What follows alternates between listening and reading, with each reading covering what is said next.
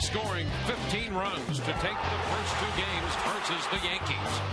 Today, reigning Rookie of the Year Jeremy Hellickson makes his season's debut as Tampa Bay looks to sweep New York. Catch all the action on Sun Sports.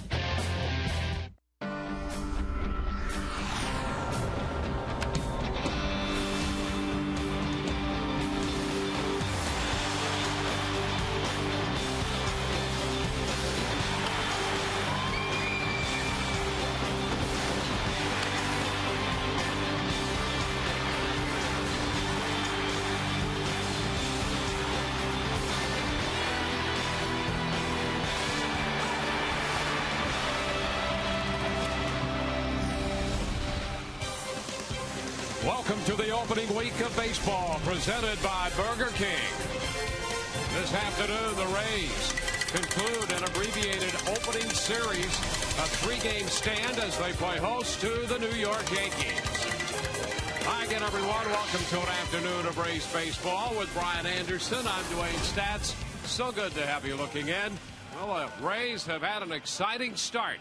They've done it on the strength of offense. 7 runs opening day, 8 runs last night. You know, last year they were last in the American League East in runs scored. They pinned their hopes on 2 acquisitions over the winter. Carlos Pena is back. Luke Scott has been added to the lineup, and so far the early returns are very good. Yeah, how is that looking? I mean, you got Carlos Pena, Luke Scott, these 2 lefty sluggers brought in to add some production to this Rays lineup. Game 1 was Carlos Pena's night. He gets the mistake fastball in a full count, hammers a grand slam, gets the game started off quick for the Rays, and then all of a sudden here it is. A couple of nice at-bats to close out the ball game, including the game winner here. Cuts down on the swing with 2 strikes. Wins the ball game. Luke Scott, his night to shine, game 2. Wastes no time, just like Carlos Pena. A bases loaded single to give the Rays an early lead. Another single that he adds here in the 3rd inning. And then another low fastball that he hammers after a Ben Zobrist double. Drives him in.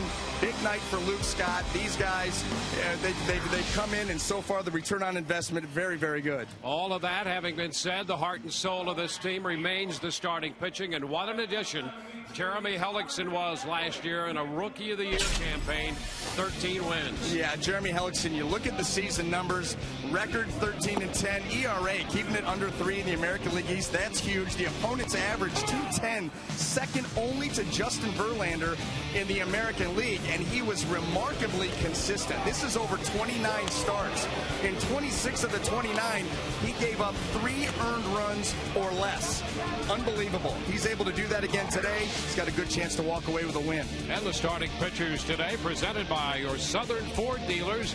Jeremy Hellickson in 4 starts lifetime against New York, 2-1.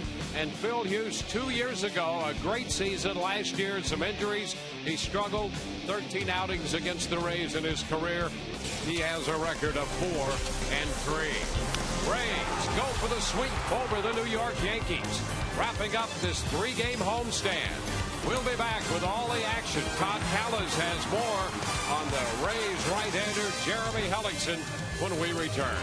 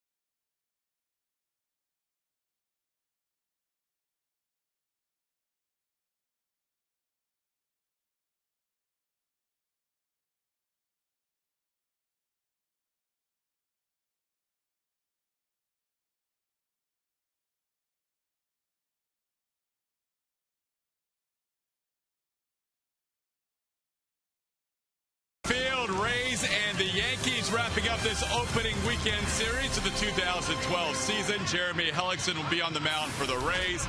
Another outstanding rookie year for a Ray. In fact, the last 5 years, the Rays have finished in the top 4 with at least one player in the AL Rookie of the Year balloting, beginning with Delman Young in 2007, finishing second. Then Evan Longoria wins it in 08.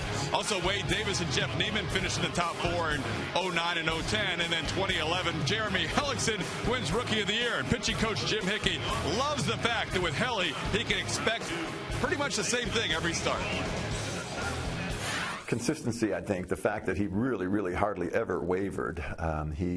His delivery is very clean, it's very efficient, and it's very consistent, and that's kind of like the way that he is too. He's just very clean, he's very efficient, he's very consistent. You know what you're going to get. Just a quality start time after time. Name of the game, being consistent out there, and I think I was, consistent, as much in, in the weight room, and keeping my arm in shape as much as I was on the mound.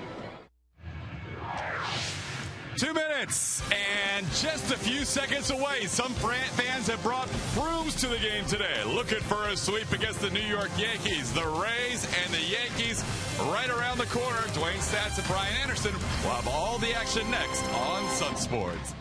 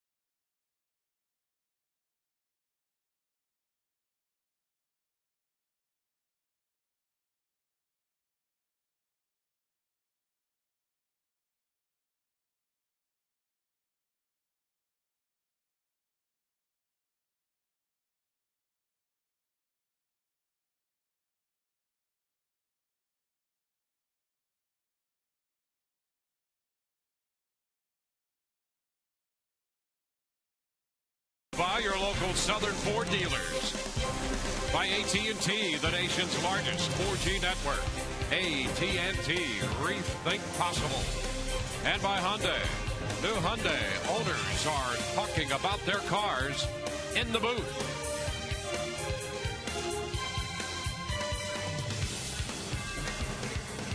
Rays and the Yankees all set to square off. They divided 18 games right down the middle last year, 9-9, and the Rays have taken the first 2 games this season. Joe Girardi's lineup has Derek Jeter back at short, leading off, followed by Curtis Granderson and Robinson Cano. Alex Rodriguez hits cleanup. Mark Teixeira at first, ahead of the DH Nick Swisher. Raul Ibanez hits 7th. Brett Gardner is in left field, batting 8th, and Chris Stewart will do the catching. Now taking the mound this afternoon for the Tampa Bay Rays, the reigning Rookie of the Year, Jeremy Hellickson. See that 29 starts, very sterling 2.95 earned run average, that opponent average of 210, second best in the American League. So Jeremy Hellickson all set to go to work. His 25th birthday is today. Jeter in there, and here it is. The first pitch is a strike call. First pitch presented by Pinch a Penny.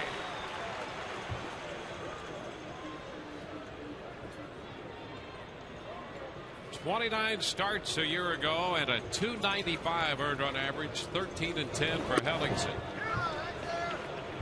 1 ball, 1 strike.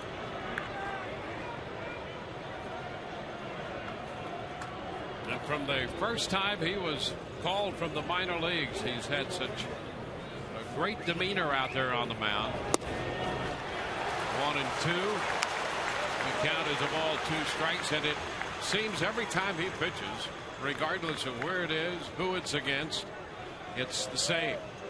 He is calm, cool, and collected, at least outwardly. Yeah, right. Inside, maybe doing some cartwheels, but unflappable mound presence. Ground ball headed to second, and Keppinger is there to make the throw back to first to Pena. Jeter is out of there. Well, let's take a look at the Coventry Healthcare scouting report for Jeremy Hellickson. Well, we saw it in the first at-bat to Derek Jeter. Better fastball command. I think that's something that he can improve on, and with his, simply because of his mechanics. They're very simple. You saw it with Derek Jeter.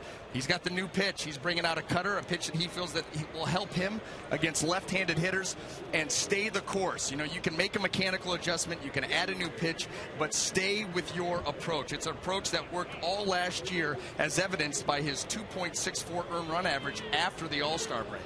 Hitters will let you know when you need to change things. Well, here is Curtis Granderson hitting against the shift. The pitch is in there, a strike call off speed, and that's the pitch that really made a difference in his career and got him to the big leagues, and he is not afraid to throw it. 1-1 to count. Well, the thing that's nice about Jeremy Hellickson is he's able to throw that changeup and keep it on the same plane to get the called strike like he did right there. And also, he's got the put away that has a little bit more tailing action. Put away. And mechanically, he is so simple. You know, you talked to Jim Hickey talked about it in the lead into the ball game, how simple he is. It's just pick the leg up, put it down. Everything looks the same. It's up. 3 balls and a strike, and in that way, you really are always hesitant to make comparisons of young pitchers, young players to other great players, but Greg Maddux had that same simplicity, and it wears well. All 4, so Granderson draws a walk. Well, let's take a look at the Rays defense as it lines up. This beautiful Sunday afternoon in the outfield, left to right, Matt Joyce, Desmond Jennings, and Ben Zobrist. Across the infield, third to first, Evan Longoria, Sean Rodriguez, Jeff Keppinger, and Carlos Pena. Jose Molina back behind the plate. Robinson Cano.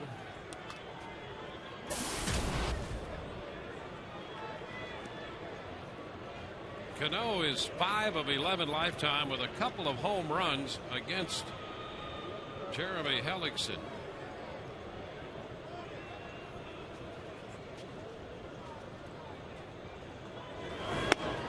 And the pitch is a strike. Hellickson pitched a couple games last September against the Yankees and pitched pretty well against them. The first of those 2 games, Cano hit a home run off him early, and he made some adjustments, and the rest of that game and then the next game did a pretty good job of handling Cano. And that's tough because this guy is a great hitter with power. Ground ball right side, and Pena is going to go to second for the force. No throw back to first.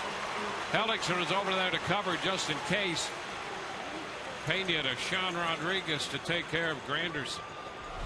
A good pitch here by Hellickson. Gets in on Cano. A little jam shot. Carlos Pena showing some range right at the tip of the glove. Easy force play.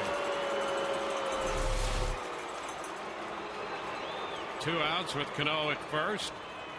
Well, there was some talk about Alex Rodriguez having the day off. You know, yesterday Derek Jeter was the DH, and something that, given the age of some of the lineup here for the Yankees, Joe Girardi would like to do that, and he was thinking of doing it early, but dropping the first 2 games, and A-Rod is right back in there today. That's the key. They split the first 2, and he probably is on the bench, but you lose, and it doesn't play very well. You get your big bat out there. Chopper back to third, foul. You know, and this is the part of the season too, just 3 games in. I know Alex Rodriguez worked very hard this winter, you know, to come into camp in better shape, ready to go for the long haul. And so he probably had a lot of input in the decision to be in the game today. If there was any thought of him being out of there, probably said, Joe, it's all the same to you. I'd like to play. Yeah, Rodriguez played in only 99 games last year because of an assortment of a couple injuries. It's popped foul. That's going to be out of play. 2 strikes. He had in the recent past, he's had knee issues and a left shoulder, the hip problem, and he did have over the winter that procedure involving the plasma-rich platelets, and hoping that that will give him the ability to play in more games this year.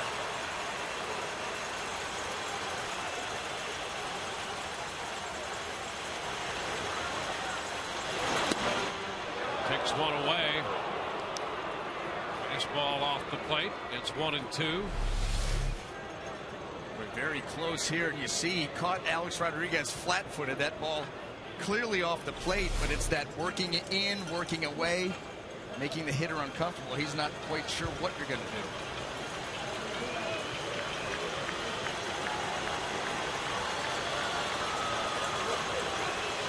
Over to first. Back in is Cano. He's over there on the fielder's choice.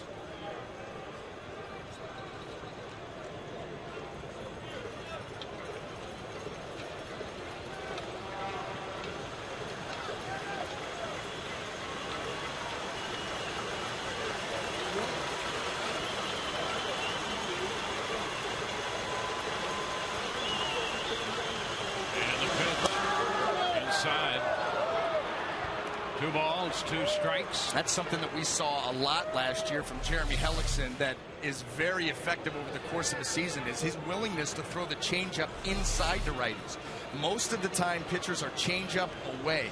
When you're able to throw that and command that pitch to both sides of the plate, that will add a couple of feet to your fastball when you come in there. And a ground ball, left side, and this is Sean Rodriguez in the shift from the hold at short, throws him out easily. New York leaves the man. We go to the bottom of the first. No score. Rays coming in to hit.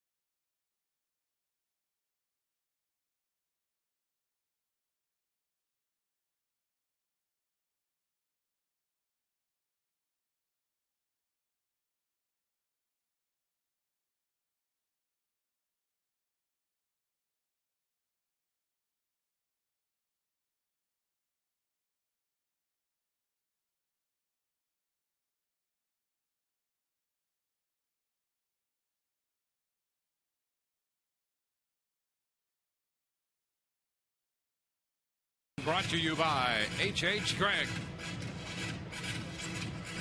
Rays coming in ahead in the bottom of the first. No score against New York. Take a look at the starting lineup put together by Joe Madden. Desmond Jennings again in center field. Jennings leading off. Carlos Pena will hit second again, and Evan Longoria third. Matt Joyce a good night last night in the cleanup spot. He's back there. Ben Zobrist hits fifth in front of the DH Luke Scott. Jeff Keppinger seventh. Jose Molina the catcher eighth, and Sean Rodriguez will bat ninth. Taking the mound this afternoon for the New York Yankees is right-hander Phil Hughes. You see the numbers last year, just 14 starts, missed almost 3 months with some right shoulder, right arm fatigue. 5-5, 5.79. Came into camp this year in much better shape. The Yankees hoping that he resembles the Phil Hughes from 2010, where he went 18-8.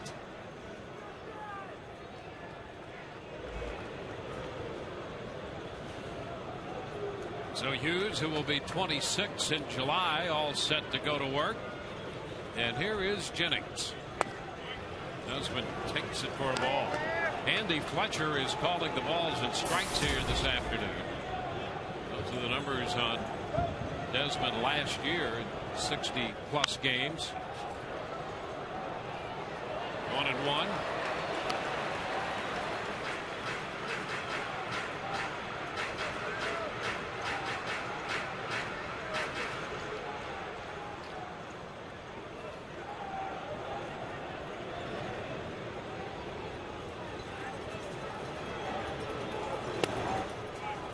Those of a strike. Desmond is down. 1 ball, 2 strikes.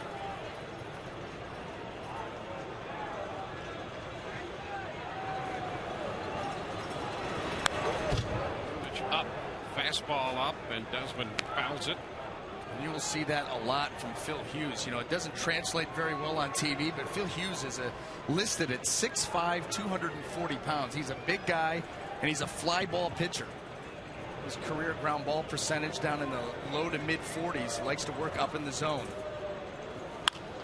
Fly ball lifted towards center. Granderson is there and makes the catch.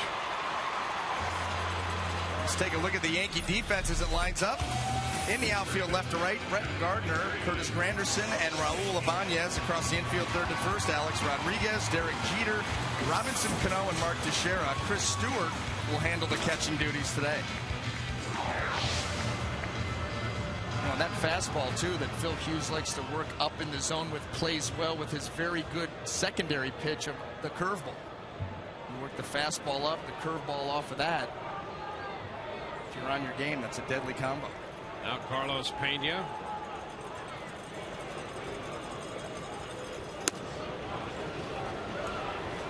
Fastball is up. 1 ball, no strikes. Carlos hitting second. An RBI single and 2 walks last night out of the number 2 spot. He does have 2 career home runs against Hughes. He's ahead in the count, 2-0.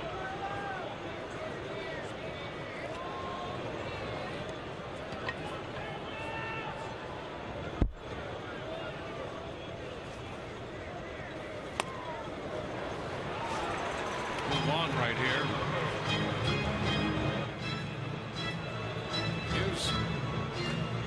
Give you not only the curve, but that off-speed pitch, the changeup as well.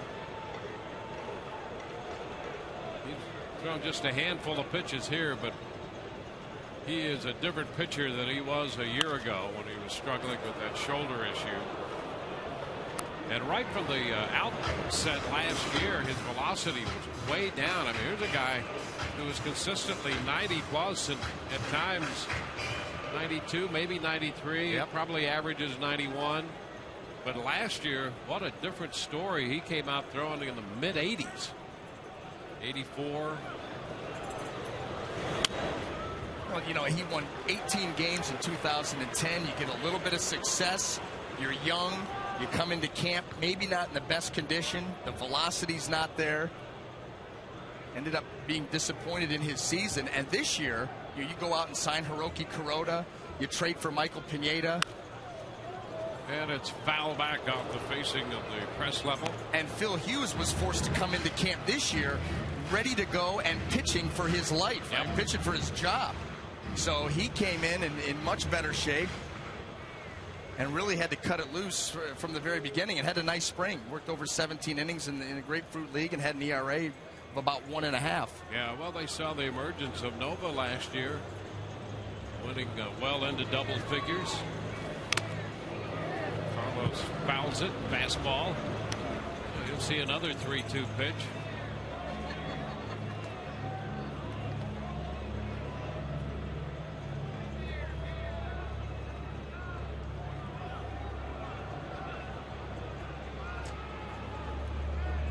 Carlos with a full count again, and we've seen a lot of those out of Carlos Pena in this series.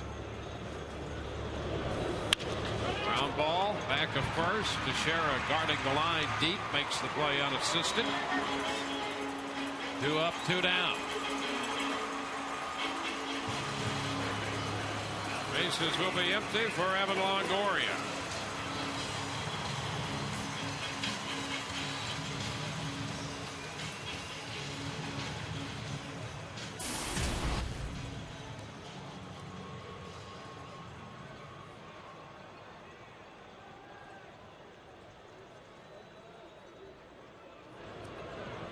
Doubled and scored in the 7th inning of last night's game. Thought he had a home run there for a few moments until it was reviewed. Ball coming in on him, a fastball. That's up at 93 right there. So Hughes is back with his velocity.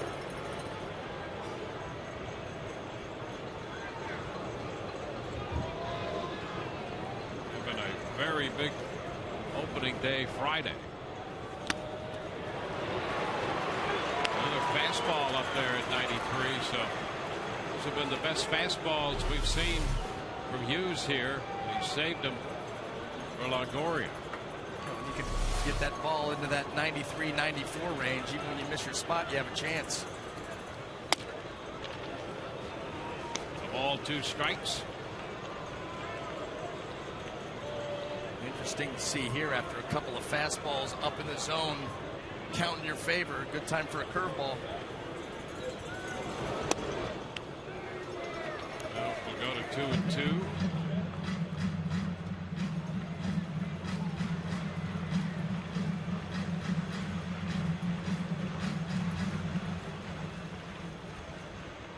Detroit jumped to a 4-0 lead at home on Boston, but the Red Sox put 2 up in the 2nd inning. Buchholz and Scherzer. Line shot, and it's past Alex Rodriguez back into the corner. Well, a 2-base hit for Longoria, and Hughes elected to stay with a fastball throughout the entire at-bat. Now that's exactly right, Dwayne, and you do that to a good hitter like Evan Longoria, and you run the risk of some hard contact, and that's exactly what happens here. Nice swing by Evan down and through the baseball. That powerful swing. That ball by Alex Rodriguez, no chance. That ball was scorched. But you're right, 5 straight fastballs, all at 93, 94. And you understand what he's trying to do. He's trying to establish that fastball, much like David Price last night, before he starts to sprinkle in that curveball. However, maybe one too many there. Here's Matt Joyce.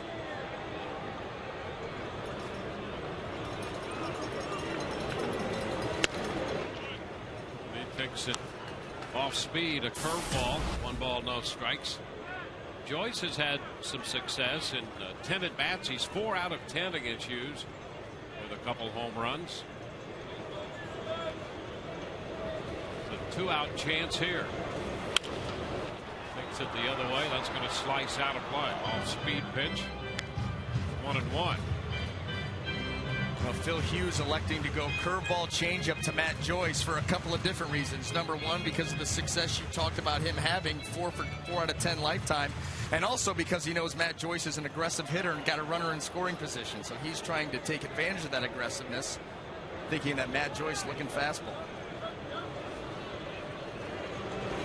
And there's a line drive. Is it going to stay up? It will not. It skips past Ibanez. Longoria scores. Joyce already around second. He's going to go to third, and Foley will hold them there. The Rays take an early lead. That fastball had some sink on it, and Ibanez gambled. It got past him. Longoria scores, and Joyce winds up at third base. Well, Matt Joyce, I think he breaks his bat on this, just off the end of the bat. Ibanez do or die on the dive there, and really didn't get that close to it. Once it gets by you, it just becomes a foot race. This ball right off the end. Boy, oh boy, Curtis Granderson, he knows what's going on here. Matt Joyce running all the way to third. He's hustling to get it. Longoria scores easy. Rays jump out to an early lead. So a triple for Matt Joyce. Here's Ben Zobrist. Pitch is down, a curveball. Zobrist, on the other hand, as opposed to Joyce, is 0 for 10 against Hughes.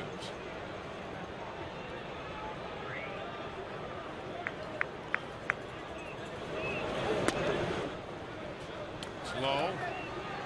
2-0. So the Rays strike first. A 2-out run in the first.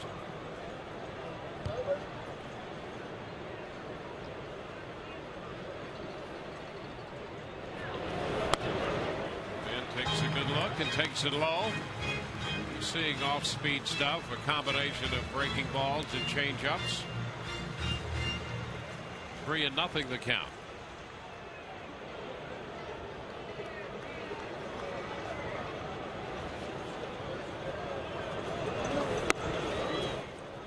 Strike.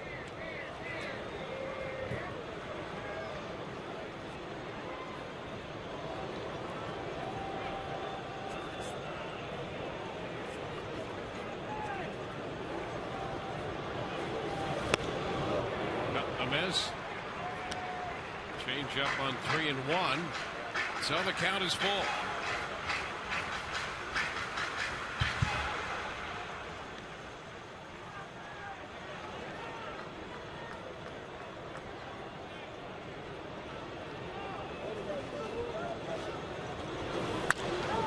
Popped up left side toward the line. Gardner is there, a fair ball, and that will retire the side.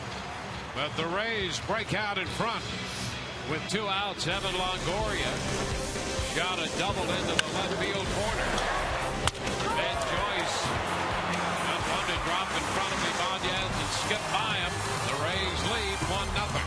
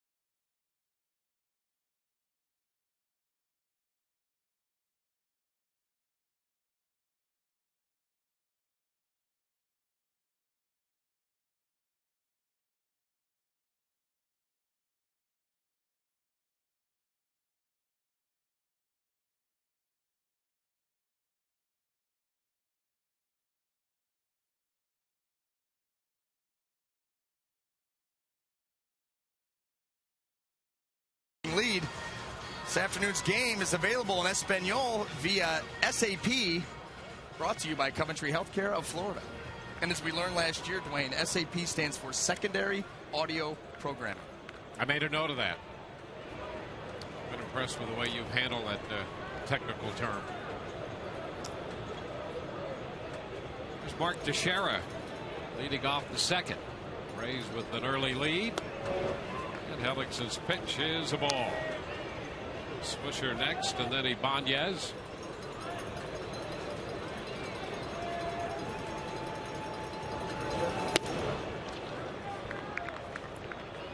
Two balls, no strikes.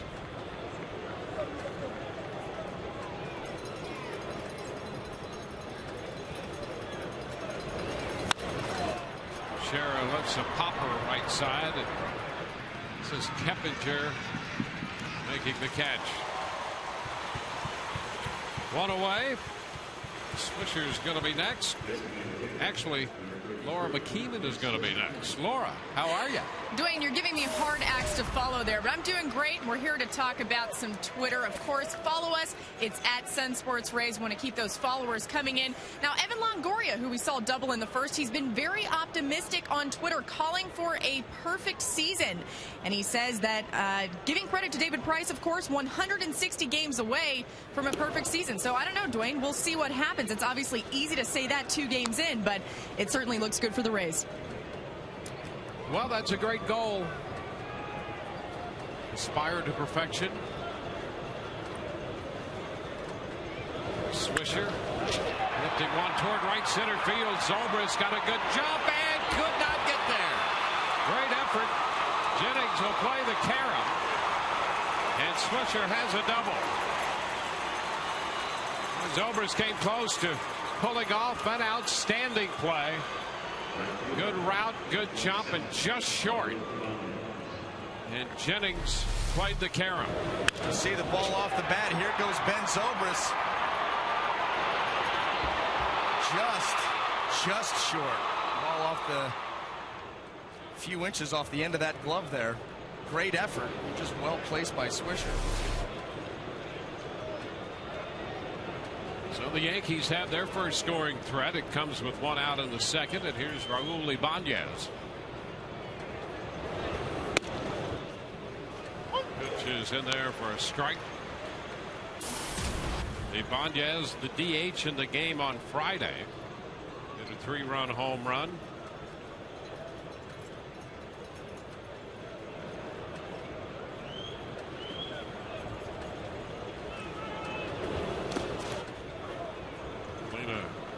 Keeps the pitch in front of him.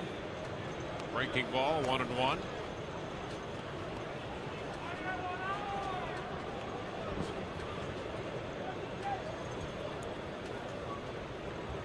Opposition hit .210 off Hellickson last year, rookie season.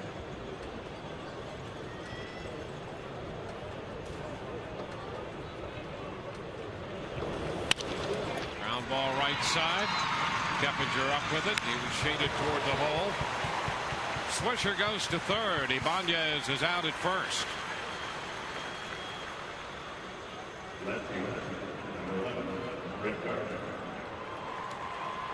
Two outs with a runner over at third base. And the left fielder, Gardner, about to step in.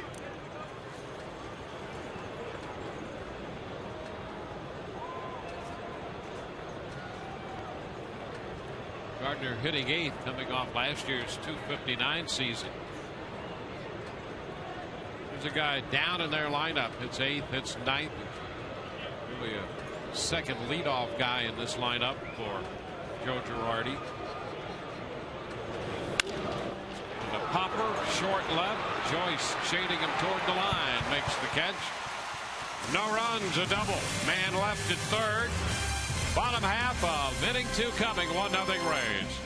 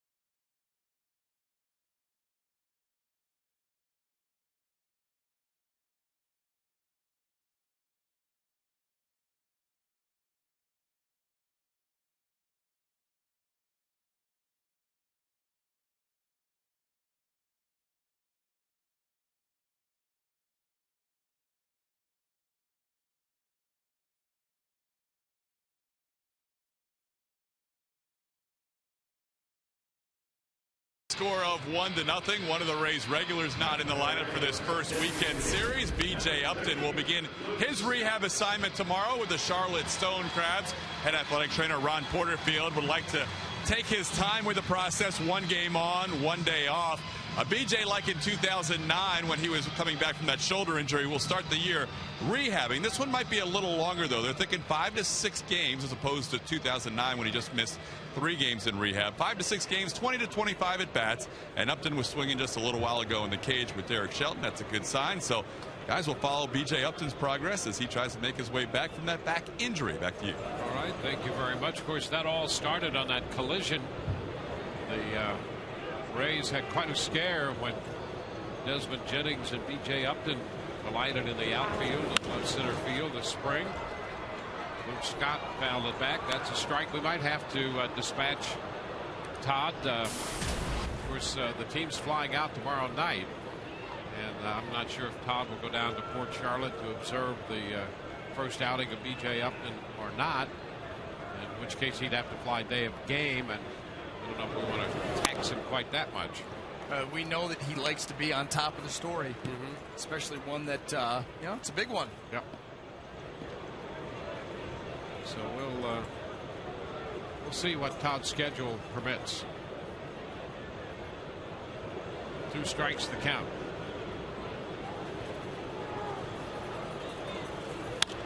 And Scott pops it. Shallow left. Jeter backpedaling. Makes the catch. Luke Scott is the first out.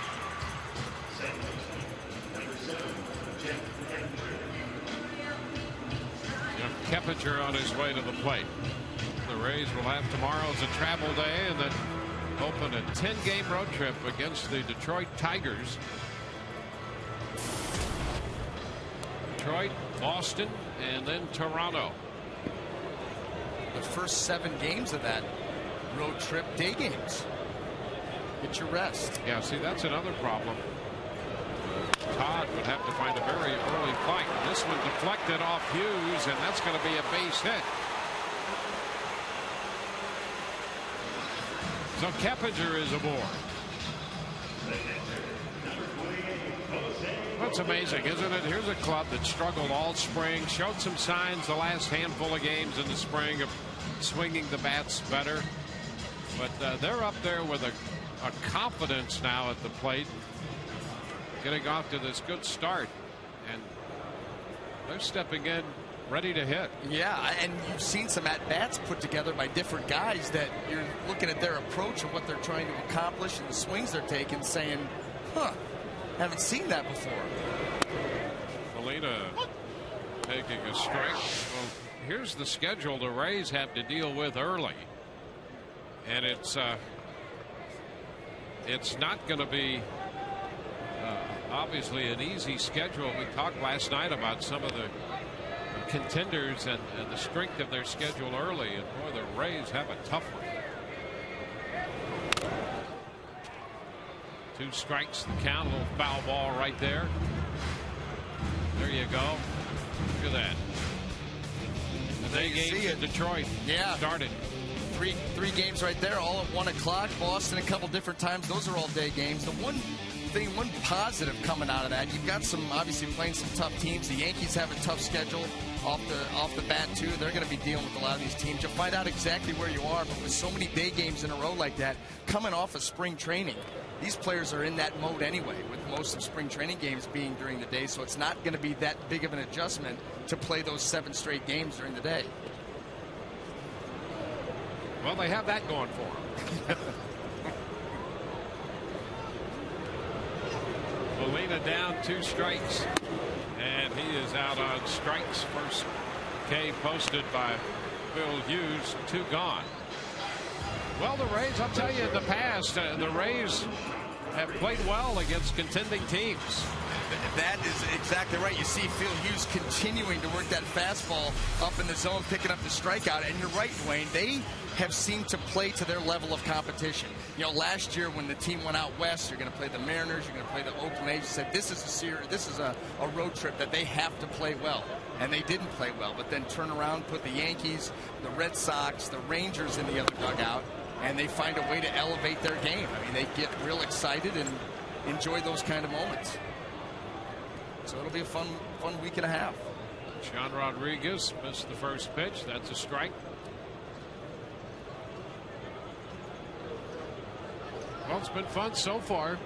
Yes, it has. 2 games in. I tell you, it's a fun place to be here at Tropicana Field.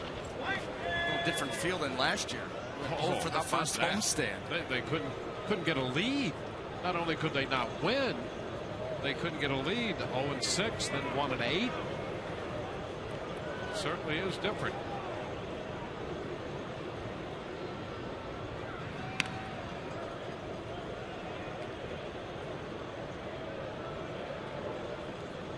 One the count to Sean.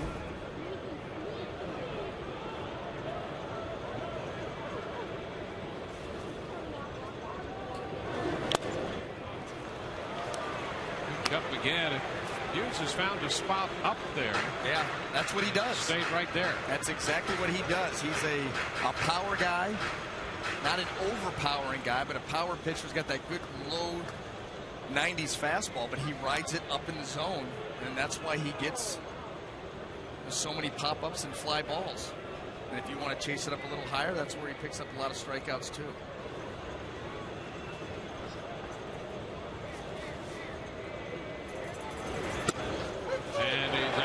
Strikes. Well, had a little late movement. Sean Rodriguez is out, number 3. 1-0 Rays through 2.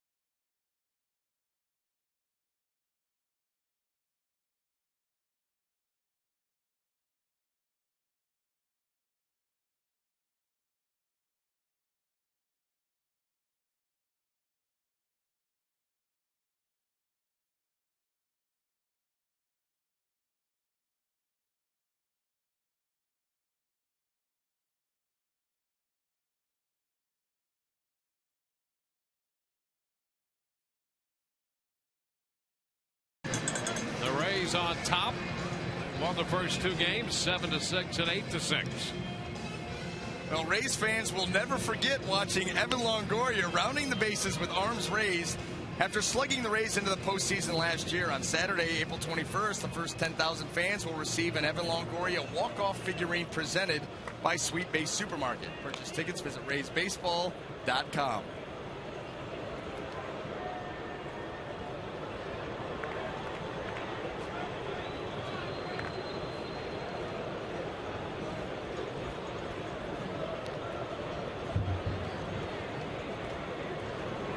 Chris Stewart, the catcher for the New York Yankees, leads off the 3rd. Pitch is a little high, the ball, and no strikes.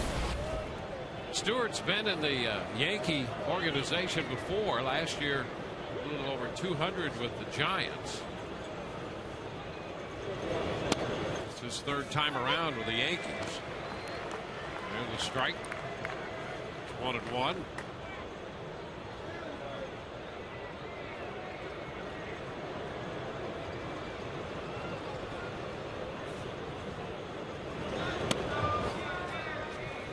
balls and a strike. Stewart's spent some limited time with the White Sox and the Texas Rangers, with San Diego and San Francisco, and still had time to go through the Yankees organization. This is the third time. Popped up, foul. Molina couldn't find it immediately. Hellickson back, and that ball's going to be out of play. Well, Molina lost it, could not locate it, and Hellickson had the best shot had that ball been playable.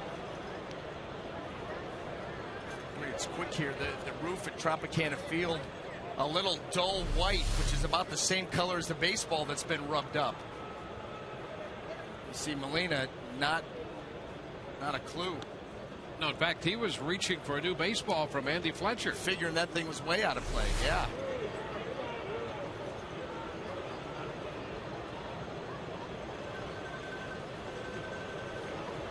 We've seen a couple of the Rays outfielders have an issue cracking the ball here in the first series of the season. 3-2 the count to Stewart. Matt Joyce, he lost one last night and then found it in time to avert disaster.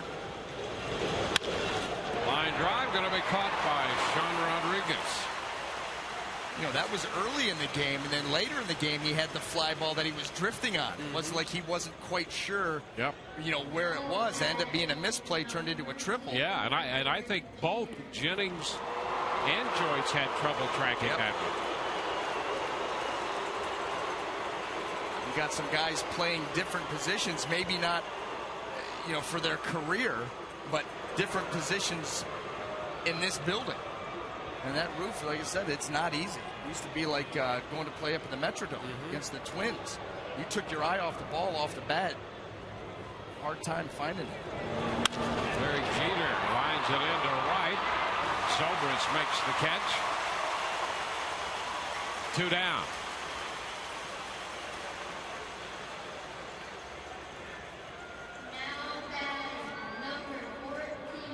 Well, you see Hellickson out there, and you're really inclined to believe that everything is just all right with the world.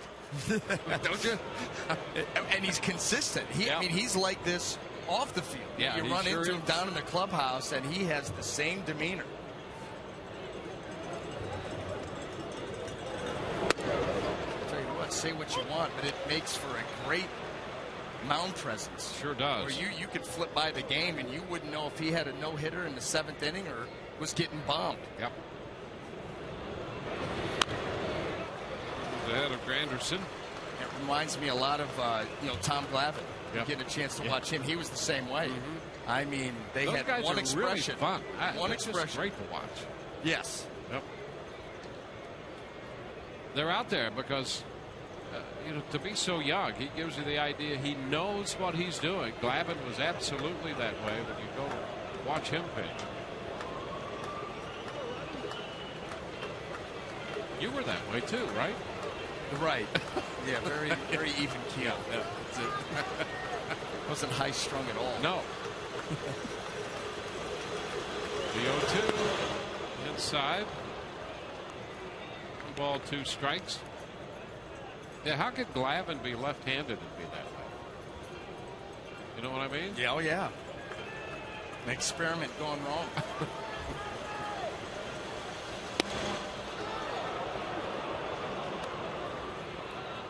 2 balls, 2 strikes.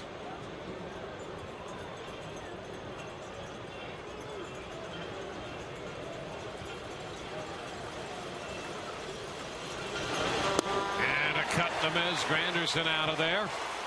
Had him out in front. 1, 2, 3 go the Yankees.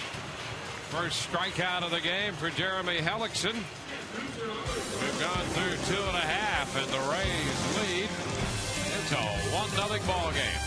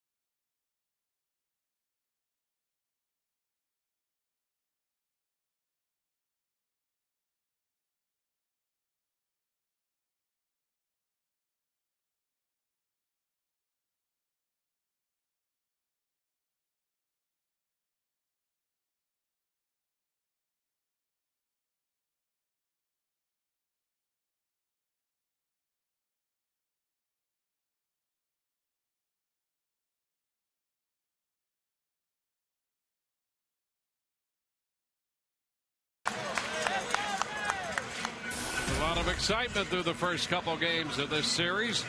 And in the game today and all season long, Tires Plus will be donating $100 to the Pediatric Cancer Foundation for every Tampa Bay Rays home run televised on Sun Sports and Fox Sports Florida.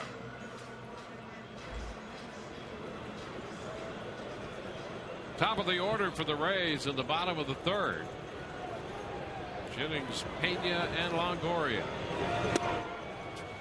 Pitch is a strike.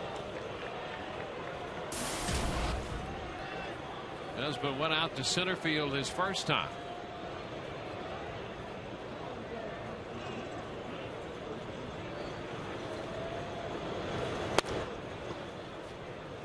Down, having quite a game in Detroit. The Red Sox, top of the third, have taken a 7-5 lead. Boston 5 in the third, still hitting. Scherzer still in the game. How about that game yesterday? 5 Detroit home runs. All 5 home runs given up by Beckett.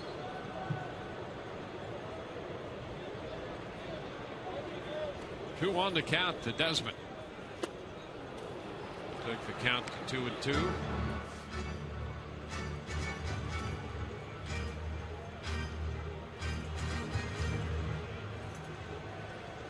Yeah, it's going to be fun in the American League East. Blue Jays are very good. Red Sox, Yankees, Rays.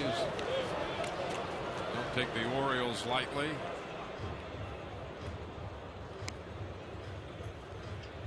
Last year in the East, and just pick a year. I mean, there's a lot to talk about, but the Yankees with 97 wins, the Rays getting to the postseason in the wild card, Red Sox 90 wins, and the Blue Jays at 500. And a lot of folks think the Blue Jays are going to be much better this year. And you look just around the American League, the East always strong, and it used to be, okay, yeah, you were going to have a division winner in the Central, but they're going to be a little bit weaker. Somebody was going to win the West. You know, boy, you look at the Central now. Detroit Tigers are a powerhouse. Yep. You go out West, that Rangers-Angels battle is going to be something to watch. Two big-time franchises.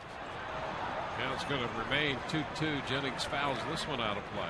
So you look at you've got 6-7 teams in the American League that are true, power teams. Yep. And somewhere in the mix, you're going to have a team or two surprise you. Yeah, yeah. Make it interesting into August. The Indians did that last year, jumping out. They were 30 of their first 45 games. Yeah. Absolutely. Popped up. Foul ball, and that's going to carry out a play. Extended at bat here for Jennings against Hughes.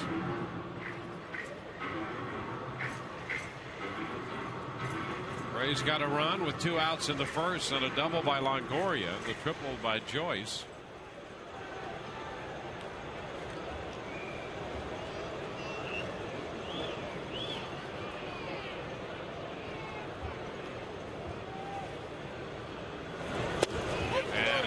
On the corner. So Jennings caught looking on the 9th pitch of the at-bat. Well, steady a diet of fastballs up in the zone, and then here he comes with the cutter, and he places it perfectly. Right on the outside corner, that late cut action.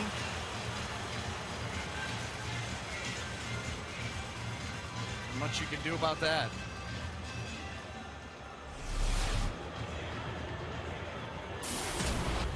There's Carlos Pena.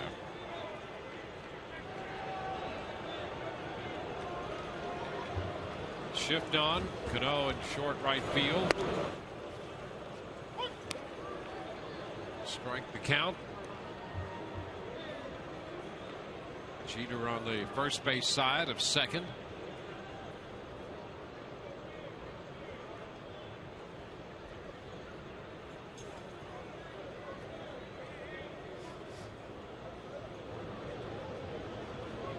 Rays, as we mentioned, be starting a long road trip, and Matt Moore is going to open that series in Detroit.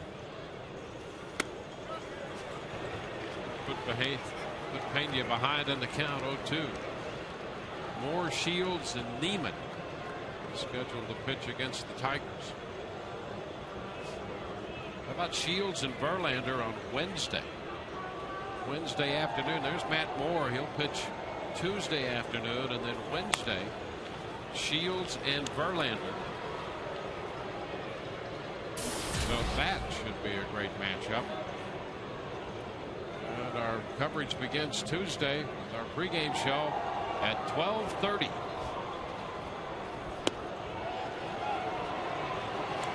2-2. Get an official look at the Fox studios. With excited about that, yeah. Tuesday. I'm excited about jumping into that pregame show a little earlier. Liner foul. The count is still 2-2. Valuable face time available.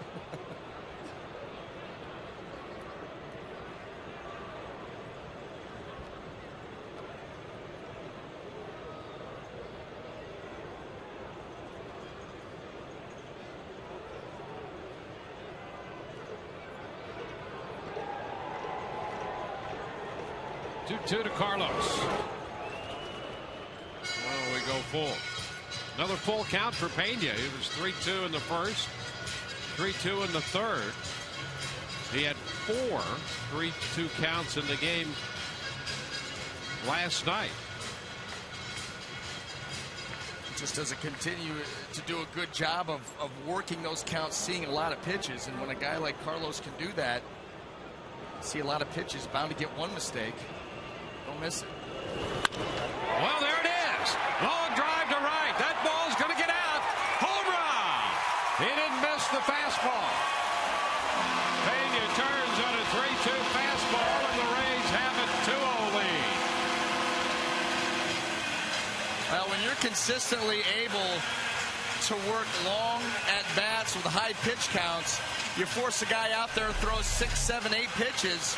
It's tough to make them all quality, just like he did with CC Sabathia. Gets a mistake, that ball right down the middle. The key is don't miss that mistake, and he did. So Carlos Pena, who hit a 3-2 pitch for a grand slam in the opening game of the series off Sabathia, hits a 3-2 pitch off Hughes, and the Rays have a 2-0 lead today. Curveball to Longoria, taken for a ball. 1-0.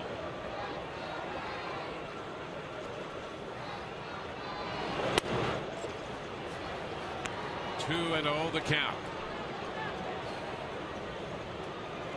Well, the more pitches you see, the better off you are. It's certainly working to Pena's advantage.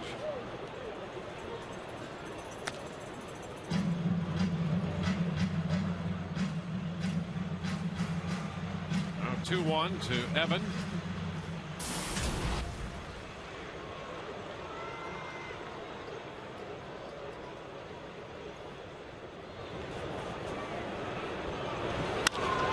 Evan puts the fly ball into right.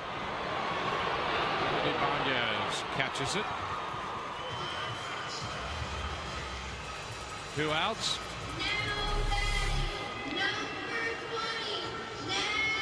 The home run pitch.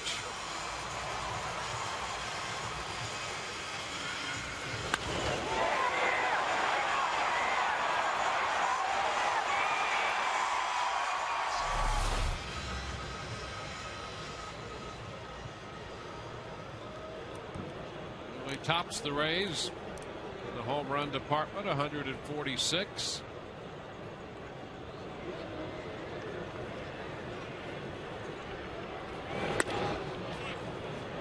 Ball to Joyce. It's in there for a strike. Mansaw breaking stuff in the first inning and then triple.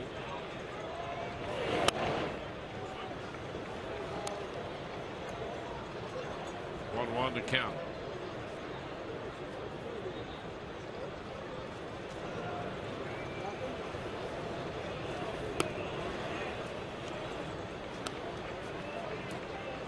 Balls and a strike.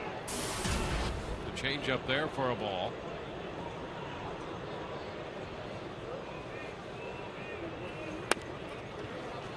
Now it's 3-1. Rays have going back into the tail end of last season's regular schedule. It was a 7-game winning streak. They won 5 in the final week of the regular season. They've opened with 2 in this one. And Joyce draws a walk. A couple of change-ups that missed.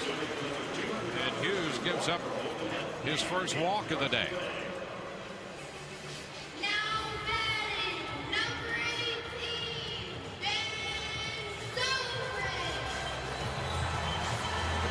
Zobrist about to step in against Hughes.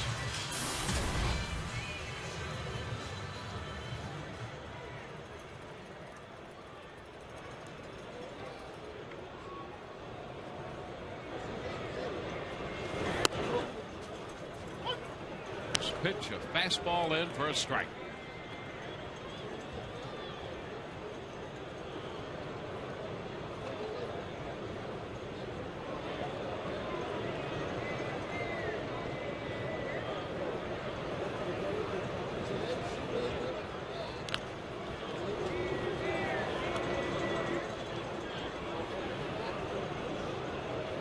Rays 2 runs, 4 hits. Rays lineup now hitting for the cycle. Longoria a double, Joyce a triple, Keppinger a single, and Pena a home run. It's a 1-1 count.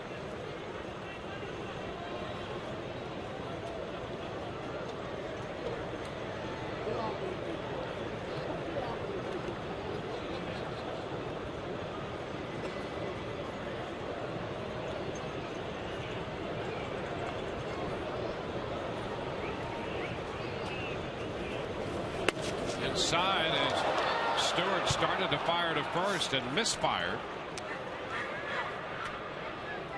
Count 2-1 to Ben. Lost in the transition here. Never able to get the handle.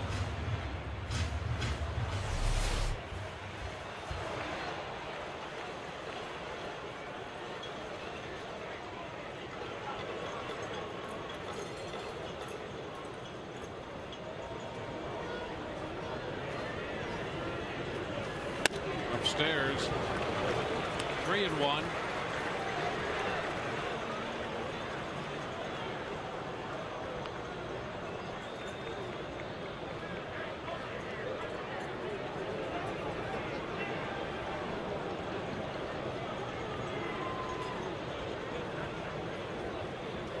Now the 3-1, and we have a full count to Zobrist.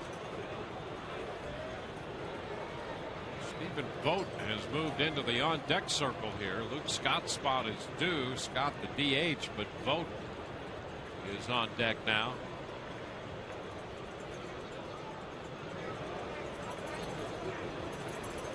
Three-two, and Zobrist swings through the high fastball. He's out on strikes. Rays get a run on a home run off a 3-2 fastball. Carlos Pena makes it a 2-0 ball game. We head into the fourth.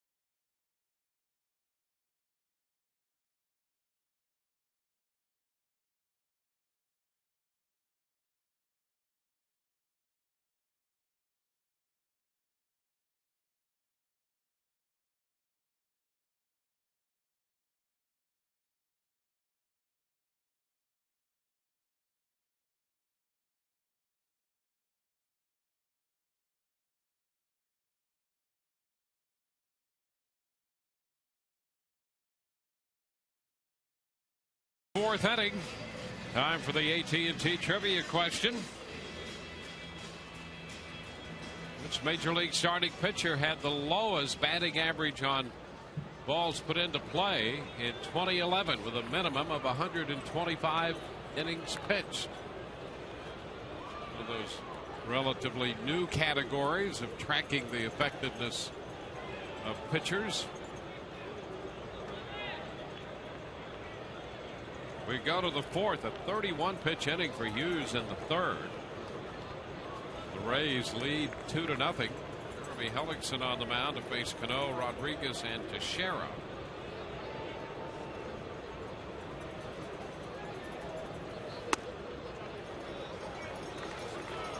Ball, no strikes.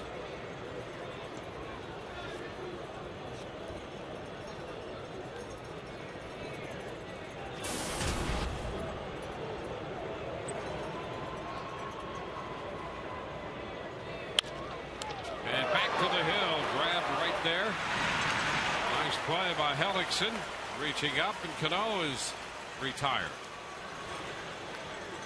Well, first at bat, fastball got in on Cano. Got the force play ground ball from Pena to Rodriguez, and there he gets him away. That's how you pitch those good hitters like Cano, Rodriguez, this Yankee lineup full of them, constantly mixing your patterns.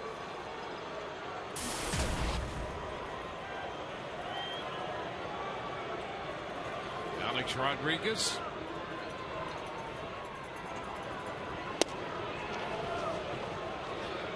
Ball, no strikes.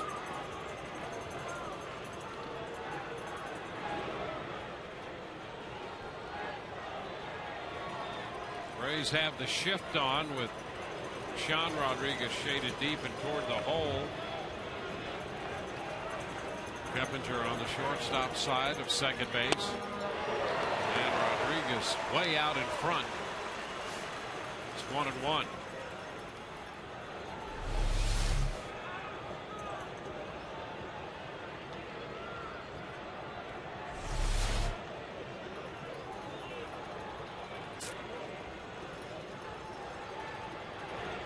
He's hopeful of getting more games of Alex Rodriguez, trying to keep him healthy. He'll be 37 in July.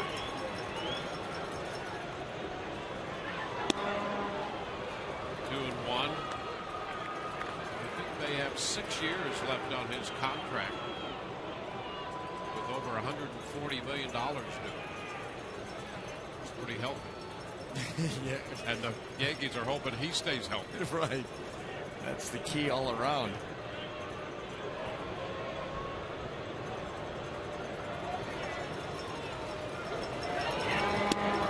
There's a strike on the outside edge.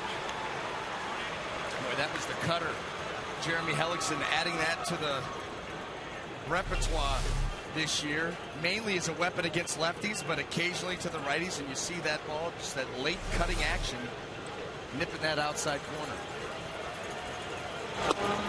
Molina set up inside, and Hellickson came in off the plate. The count is full. Boy, now when you get confidence in that cutter, now is a great time to throw it in. After that fastball that runs in, throw the cutter right off of that. Alex Rodriguez gives up on it, and it catches the inside corner. That's advanced usage of that pitch. And he took a shot with it away, and it wound up off the plate. See, the more comfortable he gets with that pitch, and that was a good effort right there. There's not just one pitch that you can go to in a certain situation. Very similar to the pitch that was called for a strike. Not getting the call this time, but you imagine that same pitch with that same movement coming off the previous pitch, which was the fastball in off the plate. Now throw the cutter in off the plate. What's Alex Rodriguez going to do? He's going to give up on it. That little bit of movement catches the inside corner, and you pick up a strikeout looking. Mark Teixeira in the batter's box. Ball one. Yeah, that's one of those pitches where if you're a hitter and a pitcher makes a pitch like that, you just got to tip your cap, because number one, it takes a lot of guts to throw that pitch, and a lot of confidence and in the execution of the pitch itself to make it a good pitch. It's extraordinary. Now a shot to right field.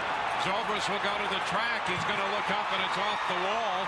Rodriguez on his way to third. Going to be a double for Teixeira.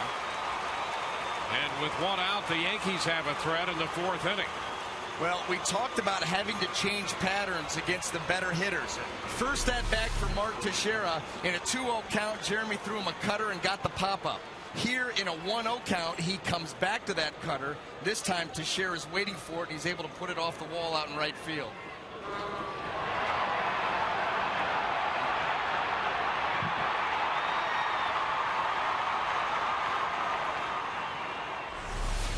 Yeah, you wonder if Rodriguez is okay. He was not moving all that well there on his way to third.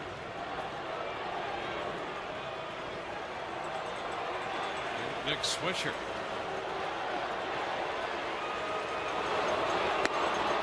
Pitch away.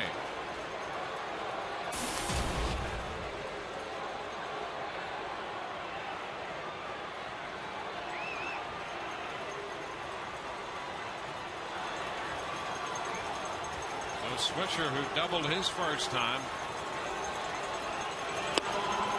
Good hitter for Hellickson in this inning. He's behind him. 2-0 now.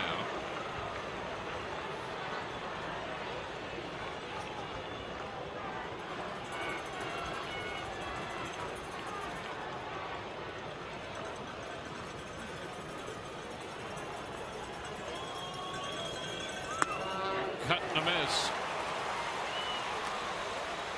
2-1. Swisher's doubled in the second inning came on a changeup.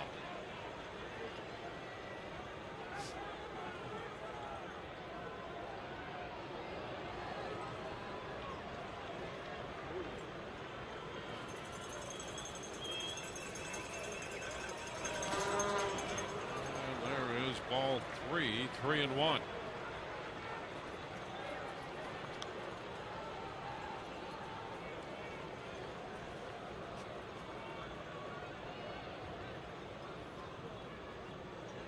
The one-out walk to Alex Rodriguez. 2 pitches later, Teixeira double off the right field wall. 3-1. Popped up. Left side. Longoria making the call. 2 gone. Well, a very big out right there, and the right kind of out with men at second and third and 1 away. Yeah, in a bad count. You know, you're in a tough count there if you're Jeremy Hellickson. 3-1. Boy, you're right. Huge pitch here in the middle portion of this game. Now Molina out there to talk with Hellickson. Let's check in with Todd Callis here for a moment. Dwayne, we do have an update on Luke Scott. We saw Stephen Vogt in the on-deck circle to pinch hit for him last inning. He's got a little bit of a tight left hamstring. Scott hit with a tight left hammy, and they say he is day-to-day, guys. Okay, good. Look at the update on that. That conversation out there between Molina and Hellickson reminded me of a comment that Hellickson had this spring about having Molina. He says, I'm not saying much about those visits. He says he's out there telling me what he wants, and I'm there to listen and do it. So he's got a lot of respect for a veteran catcher, even though he's the reigning Rookie of the Year pitcher. 1-0 the count now to Ibanez. Molina's been around a long time, and Hellickson smart enough to listen. Foul ball off the foot of Ibanez. 1-1. Oh, we remember, I think it was that same first game of the year. Just a couple of days ago, the mound visit. Molina out to talk to Joel Peralta. And, or actually, it might have been Joel calling him out. Bottom line was, Peralta didn't do any talking. Yeah, a lot of listening. What do we do now? That's right. A lot of knowledge in that helmet.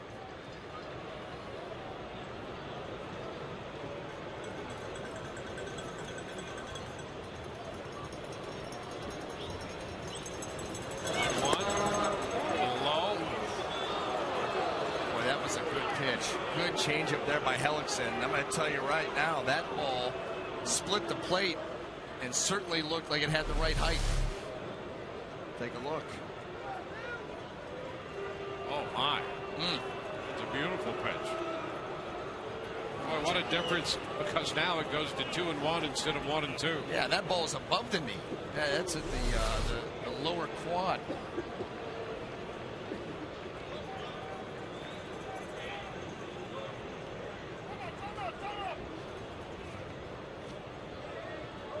Two-run ball game. The Yankees threaten. Ibanez now riding a 2-ball, 1-strike count. And to center field. Jennings will go back, still back, and he makes the catch as he hits the track. Ibanez hit the changeup a long way to center, but Desmond Jennings tracked it down. No runs, a hit, 2 left. We go to the bottom of the 4th inning. Hellickson, a lot of emotion there.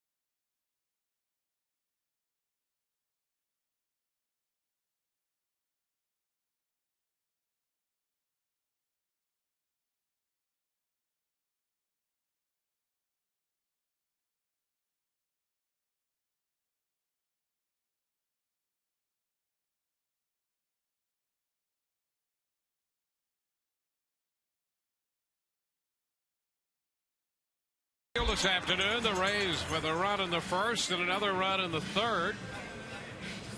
And let's get the answer to our AT&T trivia question. Which Major League starting pitcher led the league in batting average on balls in play? And it's not Jeremy Hellickson, as you might think.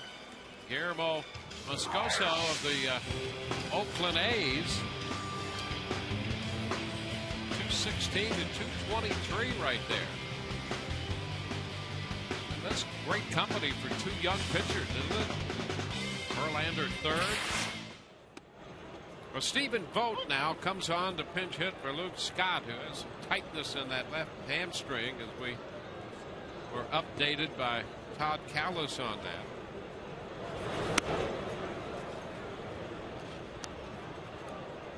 1-1 to count to Vogt. Last year, 17 home runs and over 100 runs batted in the minor leagues.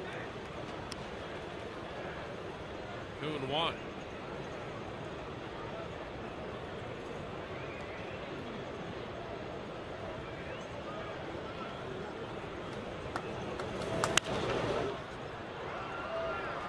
Foul, headed out of play.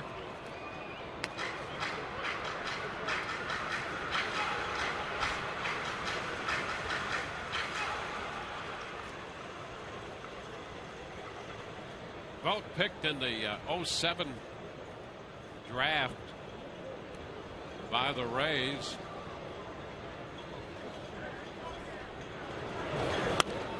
Takes a pitch high. 3-2, and he's hit wherever he's been. And his progress slowed back in 09. He some shoulder issues.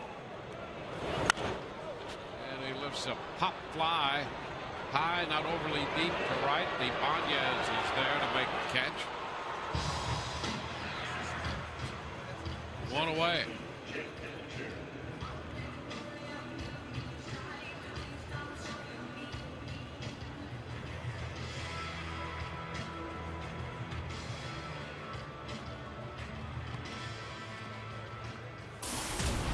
Jeff Keppinger.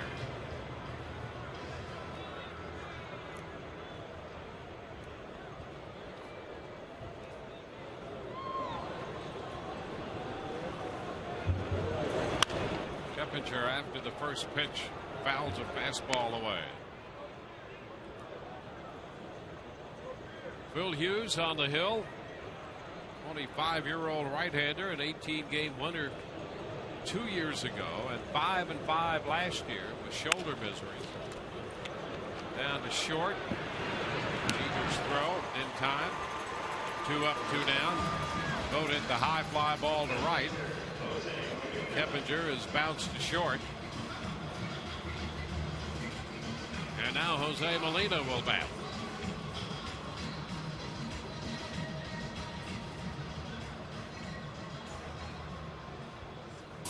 Molina struck out his first time. 1 of 3 strikeouts for Hughes. Pitch upstairs.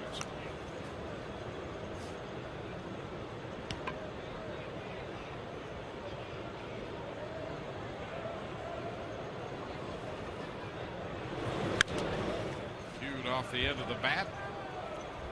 The count is 1-1. Well, Red Sox and the Tigers tied up 7-7. The game's in the top of the 5th.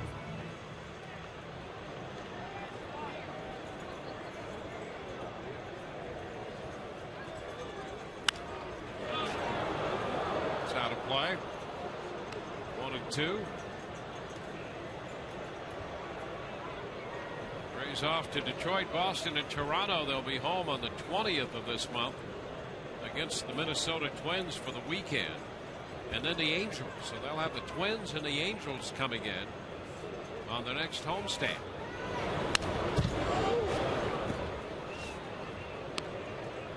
Holding at a ball, 2 strikes.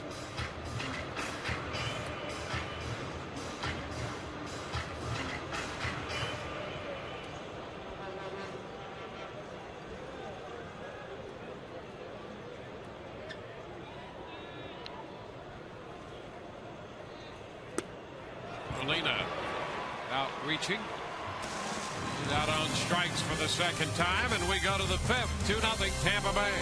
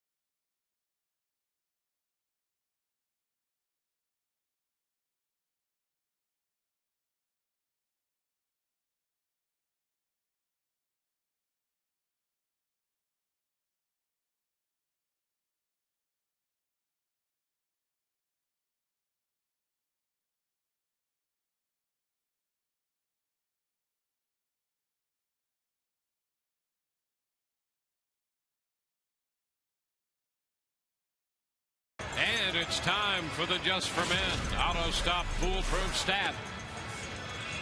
The Rays winning the first two games 7-6 and 8-6. And they won 32 consecutive games when they score 5 or more runs. It's tied for the club record. So just as you can count on a Rays victory if they score 5 or more, you can count on Just for Men Auto Stop for foolproof results. That is a remarkable stat. It really is. You think about that. I mean, just get to the 5-run mark, 32 ball games in a row. I mean, it's amazing. You know, it's kind of interesting because there was a time when you had to score at least 5 to be competitive in the American League East. Yeah. And run production the last couple of years has been down a little bit. So that if you score 5 and you get the kind of pitching that the Rays consistently put on the field, you've got a great chance to win, and that's been a big part of their success. Brett Gardner square and then get the bat back and take the pitch for a strike. He's leading off the 5th. Gardner, then Stewart and Jeter. Hellickson with a strikeout, couple of walks. He's given up 2 hits and no runs. And he just missed with a fastball. It's 1-1. But what that number speaks to is the number that Hellickson has put together in his brief career. I think in 30 of his 33 career starts coming into this game, he had given up 3 or fewer earned runs. So he's pretty consistent with what the Rays have done collectively as a team. Well, that's a streak that's impressive for anybody in this game, let alone a guy's first 33 starts of his big league career. Yeah. 1-2. Close, down. Fastball right there. And it's a 2-2 count. Let's take a look at that pitch. That was pretty good. It was. That's a great pitch right there. Bottom of the strike zone. What doesn't help the call right there is the way that Jose Molina caught that ball. You roll the glove over like that. Did he go? Yes, he did. Sam Holbrook down at third. Said he offered on the check. Now, Jeremy Hellickson using the cutter down and in. This is almost like a power slider. You get Brett Gardner to commit. He cannot hold up. He did go too far. Clearly shown right there. There it is, that little cut fastball working its way down and in. Here's Chris Stewart, the catcher. And he puts down a bunt. Hellickson right there to pick it up and throw to Pena. So Stewart trying to bunt his way on. Bunted it a little too hard. Hellickson quickly off the mound to make that play in fairly routine fashion. Yeah, well, if you're going to do that, you've got to get that ball up the third base line. Get it into that no man's land where Evans playing back and it's too far of a run for Jeremy Hellickson. In between there, it becomes, like you said, quite routine. Used to love when guys would square around at bunts, like giving you an out. And he hops off the mound. There's Derek Jeter. Jeter's grounded to second and is lined to right.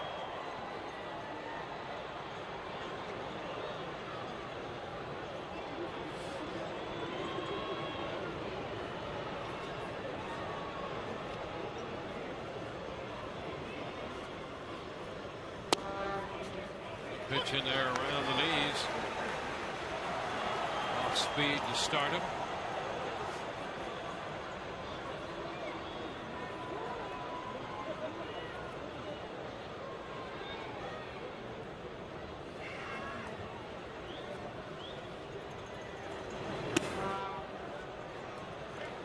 One and one. An afternoon of bird watching creates a greater reaction in the individual watching the bird than Hellickson shows pitching to this New York lineup. Yeah. Well, just look at this.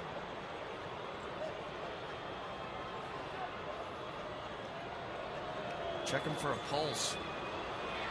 There's a yellowtail swallow out there. 1-1 to count to Jeter.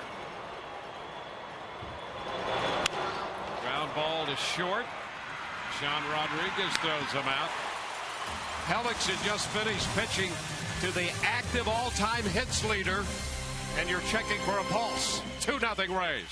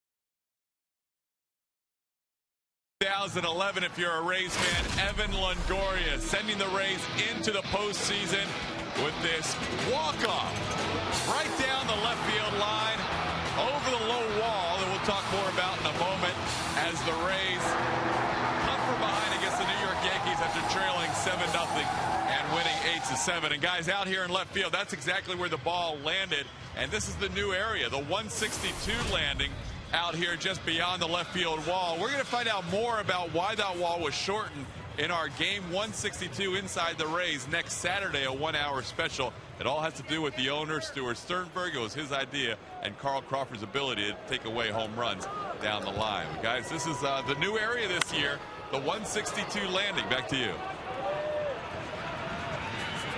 Sean Rodriguez goes after the first pitch and pumps it up foul, caught by the first baseman Teixeira. 1 pitch, 1 out. Bottom of the 5th inning is underway. So there it is, the 162 landing. See that low wall right down the line, 315.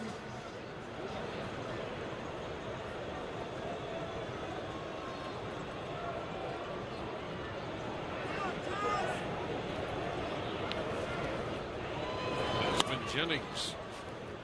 Instead of breaking pitch, down and away.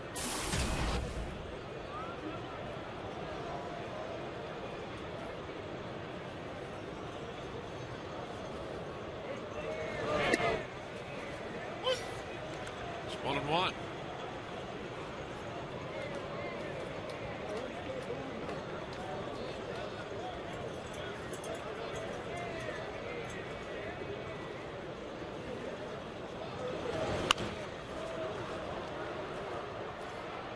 Ball, 2 strikes.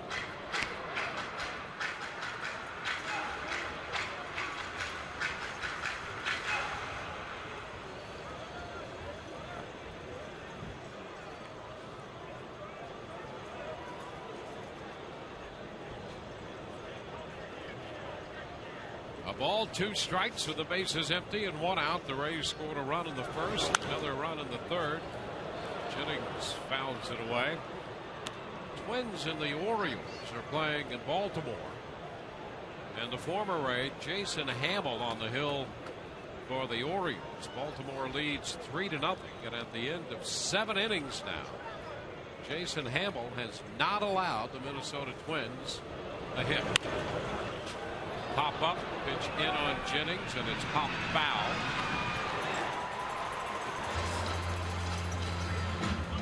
Now, Rays fans, this is just a reminder that as you enjoy a cold one, you can look forward to the Miller Time later in today's game, brought to you by Miller Lite.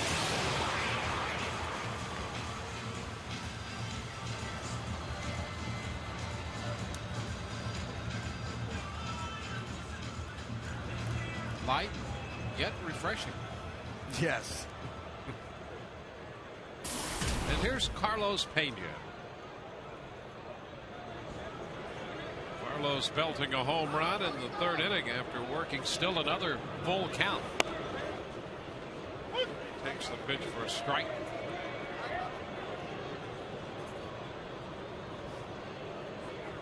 We have seen Pena in the past get into a stretch where he really zones down when it comes to the strike zone and see a lot of pitches, and he's been doing that lately. When you could see right there with that close camera angle on Carlos Pena, he took a couple of peeks out there to the left side to see exactly where Alex Rodriguez was, where the hole is over there.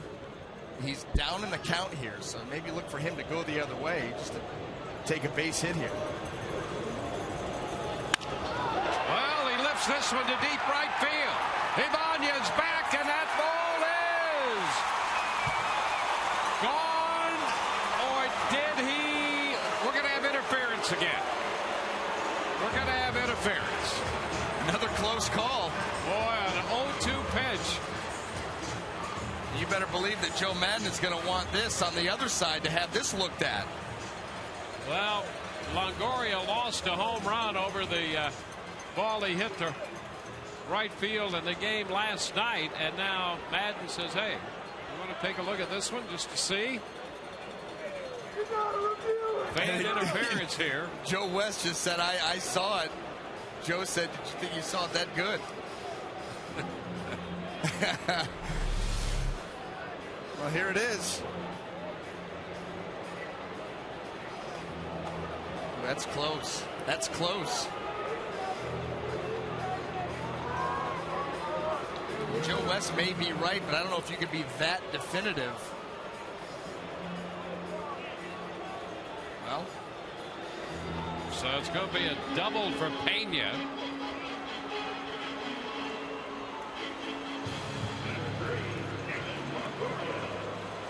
Pena was thinking, hey, I've got a home run here, and then the stop sign put up out there. Sam Holbrook coming over to stop him. So much for going to the left side. Here's Longoria. Pops it up. He's going to give you the 0-2 fastball right down the middle. Wow.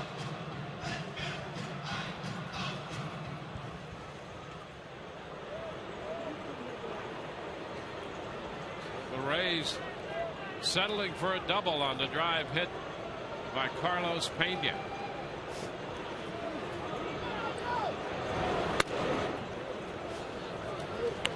One and one.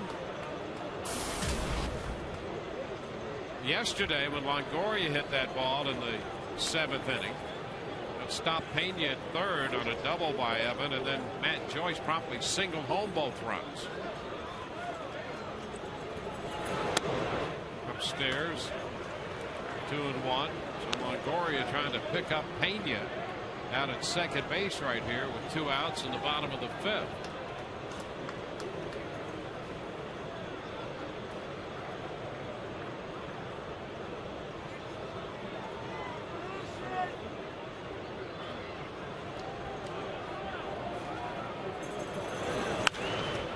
Now back to 3rd.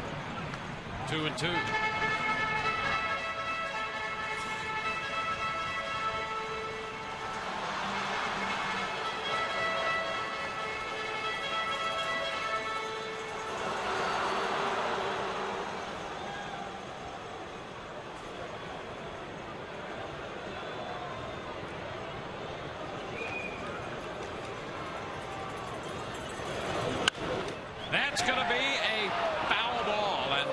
was close. Boy, just a little bit out in front of the 2-strike curveball. That ball shot down the line. Good look here.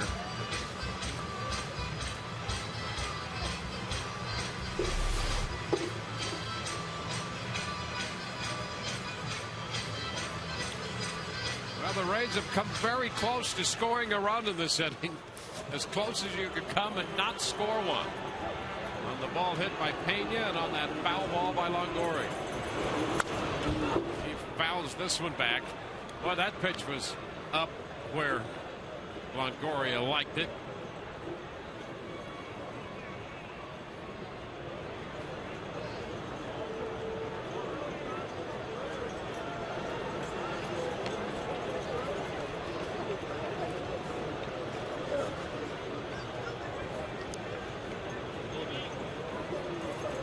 Two. All three.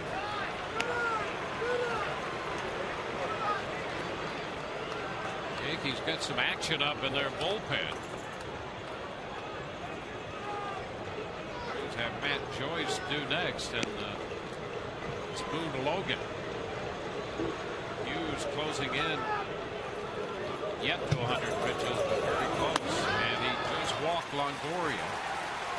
A breaking ball on 3 and 2, and the Rays have runners at first and second with 2 outs. Matt Joyce due up. Joyce has tripled and walked against Hughes. That gives him 5 of 11 lifetime against Hughes, with a couple home runs. Now Stewart, catcher, spends some time with Hughes out there as the left-hander Logan continues to throw in the bullpen.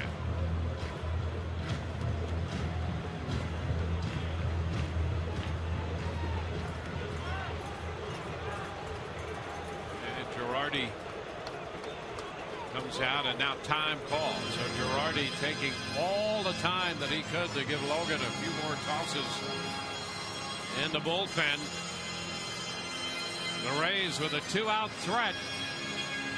We'll be back in a moment.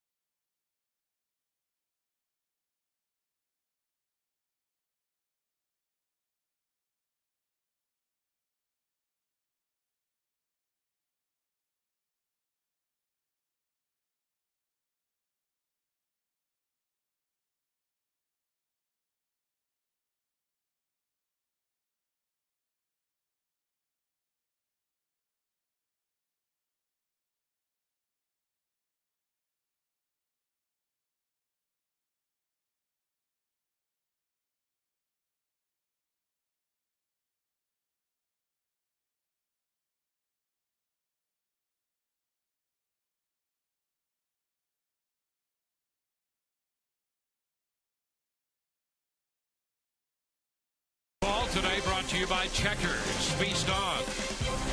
Toyota. Visit your local Toyota dealer today for great deals on the amazing lineup of Toyota vehicles. Toyota, moving forward. And by Tires Plus. The plus is in everything we do. Here in the bottom of the 5th. The Yankees changed pitchers. 99 pitches for Phil Hughes. Gone after 4 2/3. He leaves with 2 outs, 2 men on. And gives way to Boone Logan. Logan had had some back issues late in the spring. And now he's on to face Matt Joyce.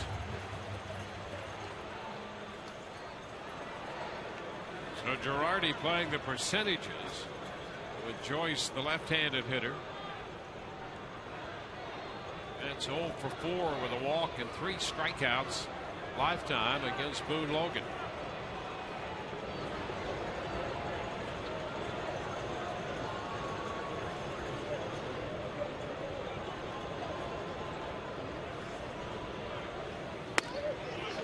And the pitch sails in there for a strike. Logan making his first appearance of the year.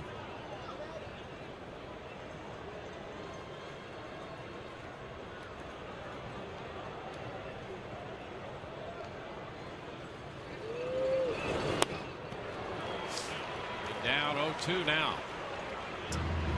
Back-to-back breaking balls.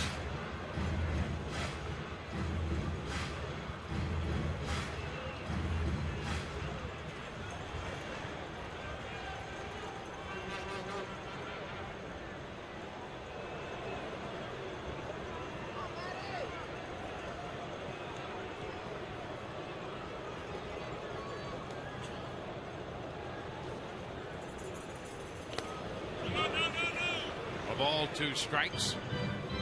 Boston has taken a 9-7 lead on Detroit. Game's now moving into the bottom of the 6th.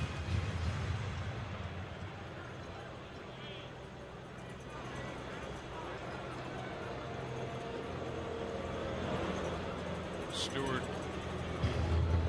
pays a visit to Logan on the mound.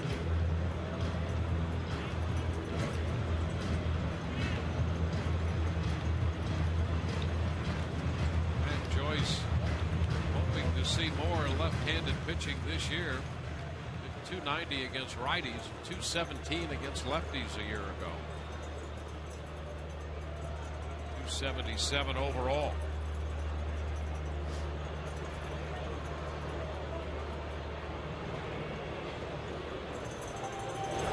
And he's out on strikes. So Joyce strikes out as Logan stayed with the slider. We're through 5, 2-0 Rays.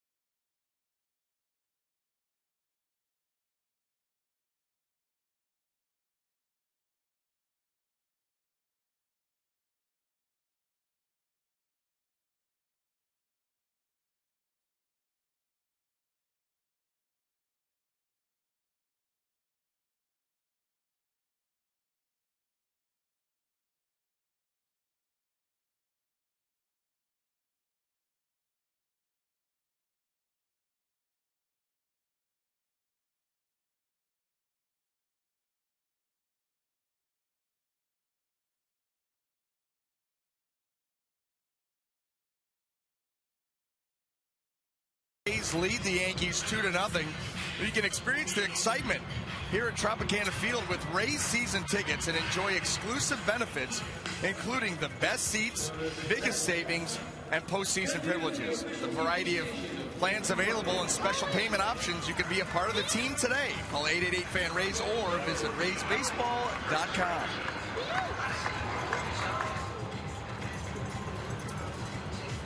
Jeremy Hellickson through 5 innings has given up no runs on 2 hits, walks in the mix, in the mid-60s in pitch count.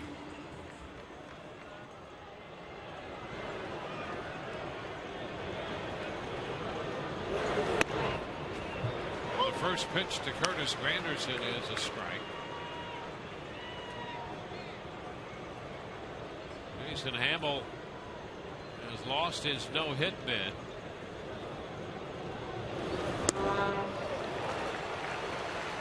Two strikes the count.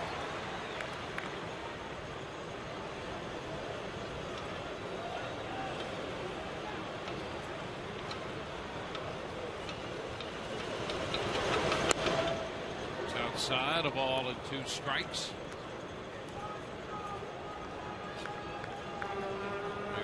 Had a 3-0 lead going into the 8th inning, and the Twins not only have picked up a couple of hits but a run to make it 3-1. Low. 2 balls, 2 strikes the count to Granderson.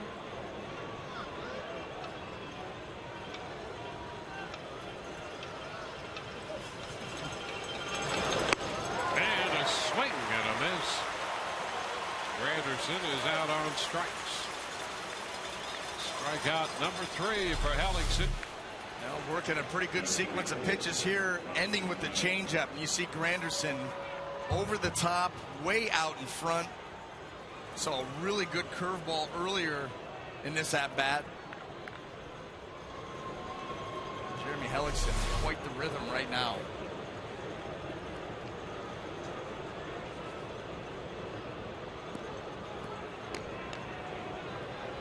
Robinson Cano stepping in.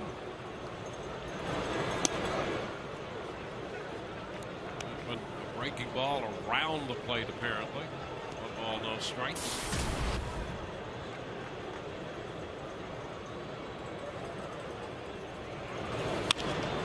And this one lifted toward left center. Jennings is there. Desmond taking charge. 2 up, 2 down.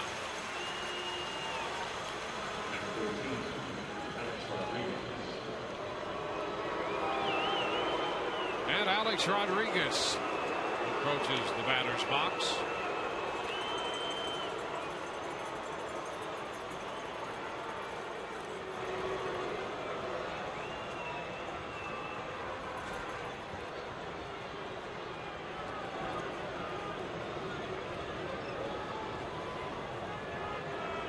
Rodriguez walked in the 4th inning.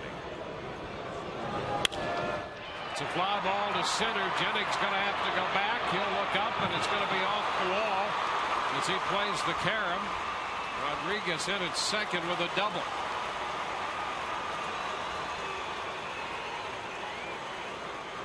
Third hit allowed by Hellickson.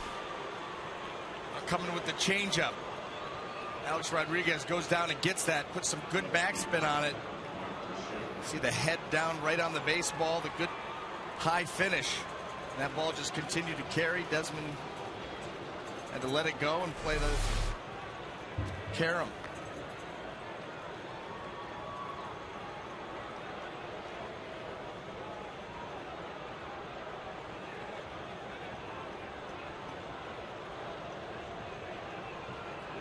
Here's Teixeira.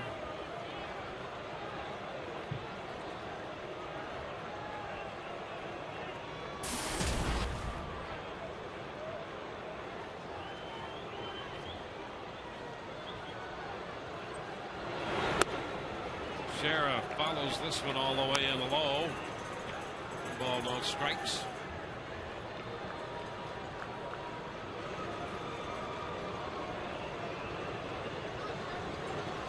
Three hits allowed by Hellickson. They've all been doubles. Swisher in the 2nd. Teixeira in the 4th. Rodriguez in the 6th. And now a strike in to Teixeira. Cleveland batting in the bottom of the 8th, leading Toronto 4-3. Carlos Santana has hit 2 home runs for the Indians in that game.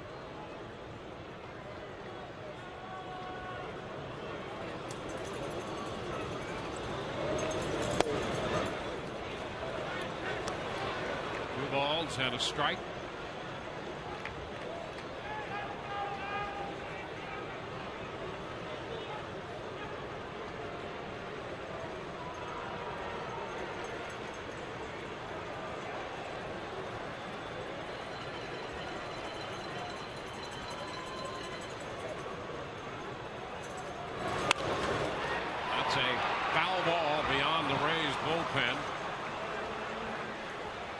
goes to 2-2.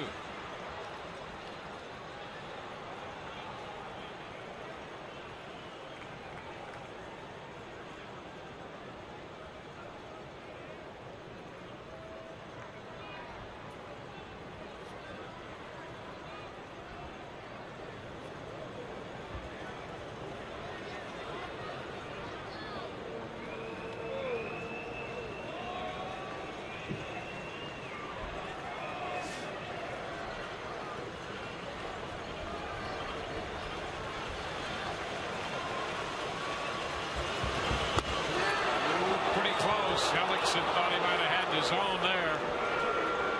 And a slip of fastball over the edge, and the count goes to 3-2. See how close it was. Right to the outside corner. Fox Tracks has it off. A couple inches. So a full count. 2 outs. Rodriguez the runner. Teixeira the hitter. Molina's going to take a little trip to the hill.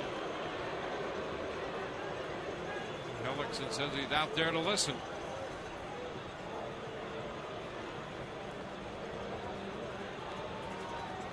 Rays got a run in the first. They got another run in the third. We're in the sixth. And the 3-2 to Mark Teixeira is outside and on the pitch. Rodriguez was moving with Longoria way off the bag, and so Rodriguez really sachets into third with a stolen base on the walk to Teixeira.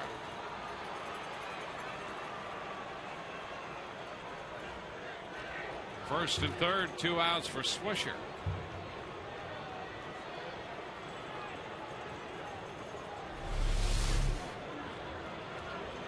A-Rod takes third easily. Yeah, uncontested. Jeremy Hellickson concentrating on making a pitch. Nobody home.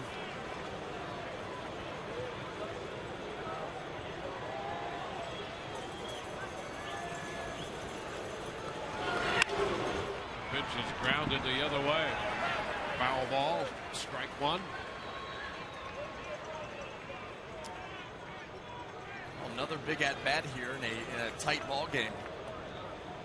Swisher had an opportunity his last time up. He came up, runners on second and third and 1 out. Hellickson got him to pop up.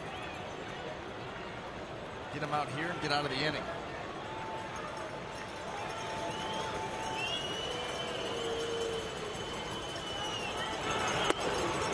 And the pitch is a strike. Boy, 2 quality fastballs. The fastball away that Swisher hits off the end of the bat foul. Then he follows that up by coming in, and you see Swisher's reaction.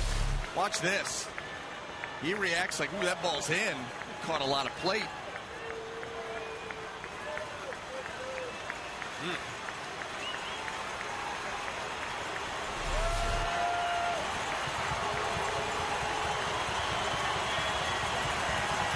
Two strikes. Here we go. A little close. 1 ball, 2 strikes. 0-2, you got a pitch to play with. That was the purpose of that pitch. Knock him off the plate a little bit. Maybe come back out with a changeup down and away. 3 straight fastballs. He's set up for it.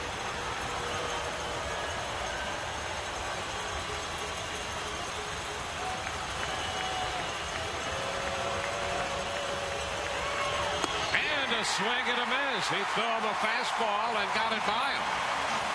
Nice job working over Swisher. Well, and Swisher's a good fastball hitter. Jeremy Hellickson goes right after him with 4 straight. Great sequence. Command and location did the job.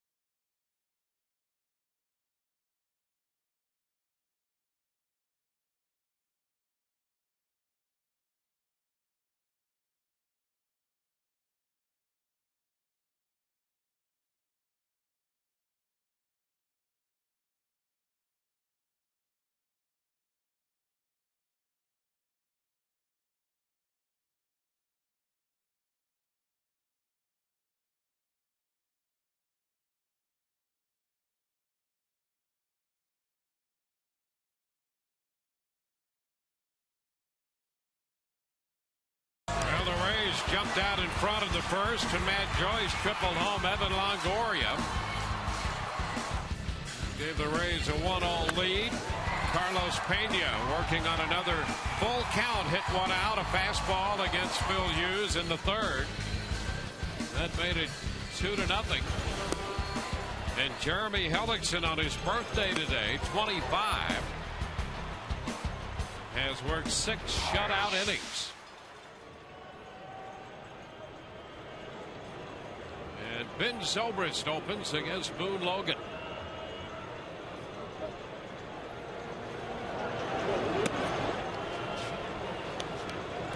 Zobrist 0 for 2 against Hughes. Batting right-handed here against the lefty.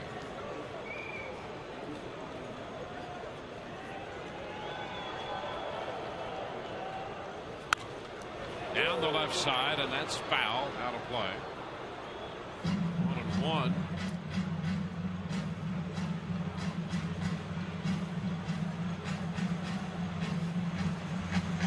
It's Corey Wade down in the bullpen.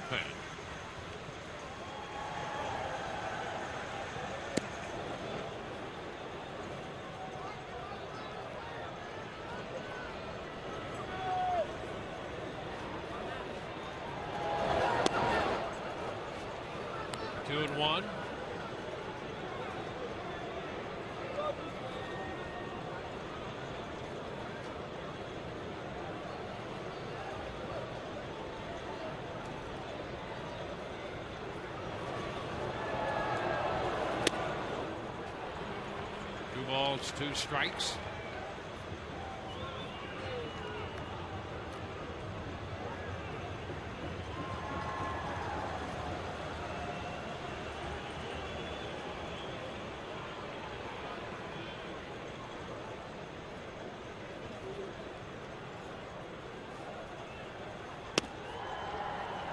Sails down and in. Those sliders, see a lot of those from the left-hander Logan. Got Matt Joyce using that pitch to strike him out, leaving 2 men on in the 5th.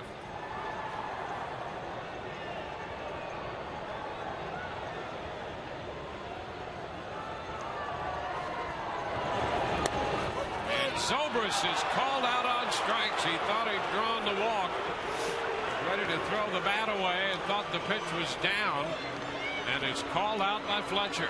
Well, I think that was a strike, but we have seen that pitch not go Jeremy Hellickson's way. The pitch down in the zone. This ball definitely was on the plate. Was it high enough? It's got it in there, but that has not been being called this afternoon.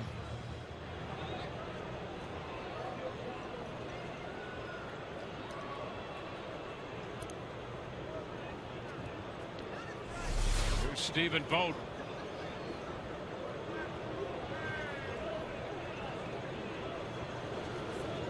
Vogt 0 for 1. Fouls the first pitch away. Vogt took over in the DH role in the 4th when Luke Scott left with a tight left hamstring.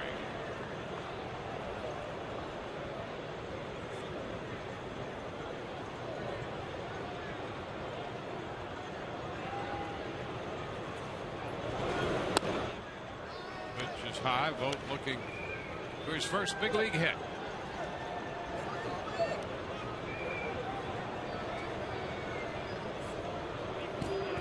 Rays like his bat, and they really love to see him get more time behind the plate in the minor leagues and develop as a catcher.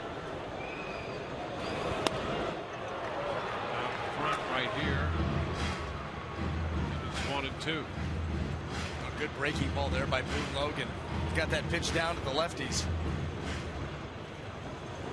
And he's a big guy out there too. He creates a good angle. A lot of deception with that pitch. Tight spin.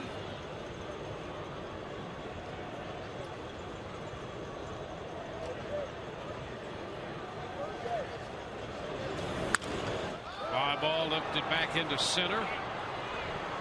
Granderson makes the catch. 2 away. Well, fans, be sure to pick up your very own Fortune Favors the Ball t-shirt while supplies last. The proceeds benefiting the Moffitt Cancer Center, All Children's Hospital, and the Pediatric Cancer Foundation. It's available for a limited time only, so please visit raysbaseball.com/community for more information.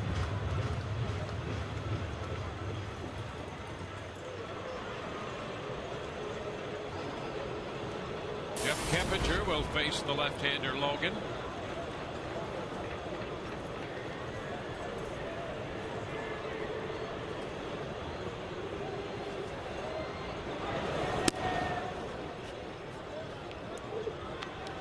Count.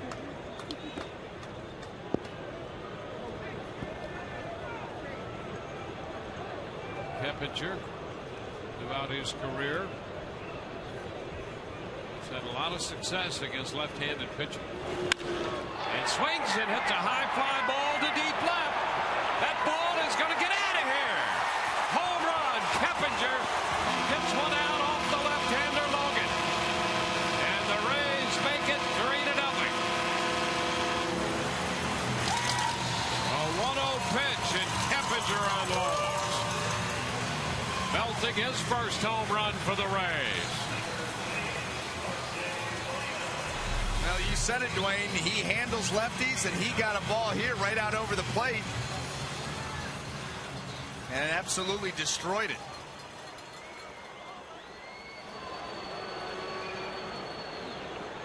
So the Rays make it a 3-run ball game on the long one from Kempinger. Here's Molina. Fouling one back. That's a strike.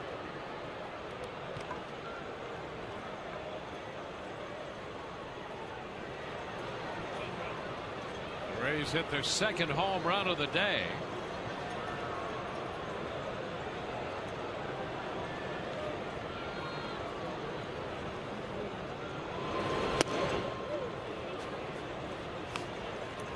The count.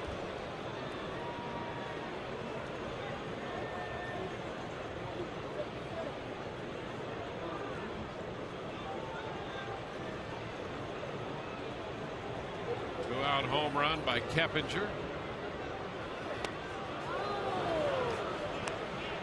A ball and 2 strikes.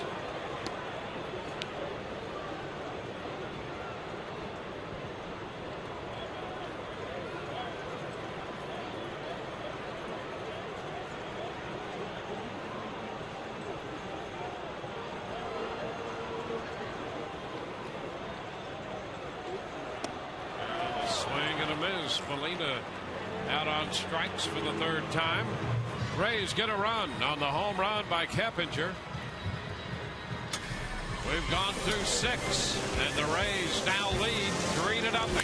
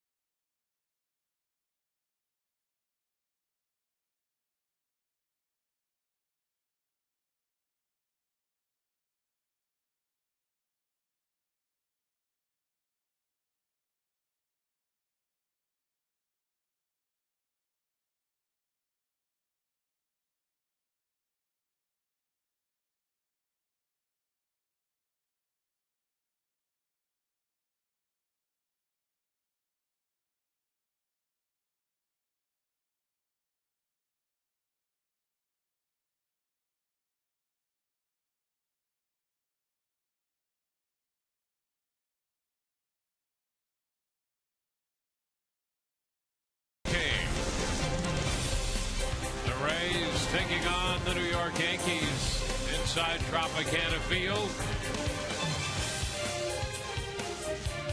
And there's an Easter egg inside the Rays dugout,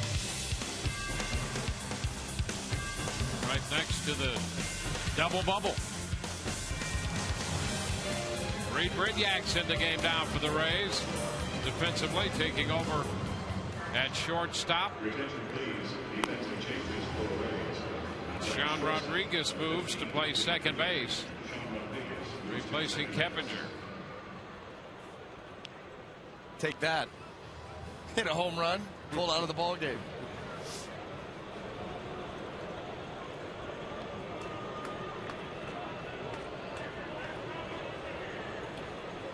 As we go to the seventh, Raul Ibanez leads off.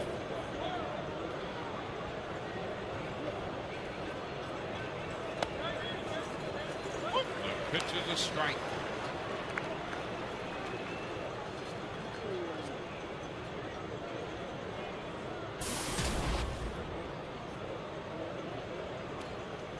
Ibanez has grounded out and hit a fly ball to center. Lifts it into left. Joyce backs up. Makes the catch. One out here in the seventh inning, and we'll check in with Todd Callis. You know, that's really unfair. That egg was the one I've been searching for all day long, and they have it in the Rays dugout. I'm not allowed in there during games, so I had no shot at it. But what you do have a shot at, if you're watching, is to vote in our text poll. Here's our question today. Who do you think is going to lead the Rays in wins this year? We have James Shields for TB1, Price for TB2. The guy you're looking at right now, Jeremy Hellickson, TB3, Matt Moore, TB4, Jeff Neiman, TB5. You can text your votes to 789-789. We will have the results for you in our post-game show. Standard message and data rate supply, guys. All righty. Thank you very much.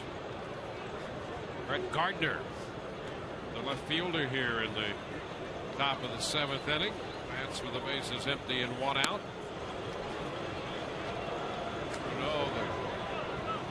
The pitch count for Hellickson in the mid-80s right now.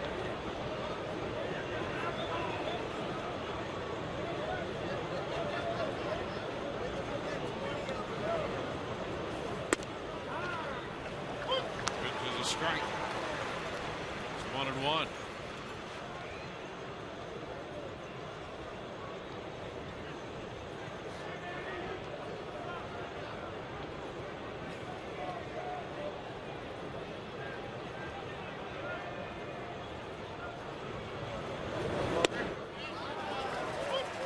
One ball, two strikes.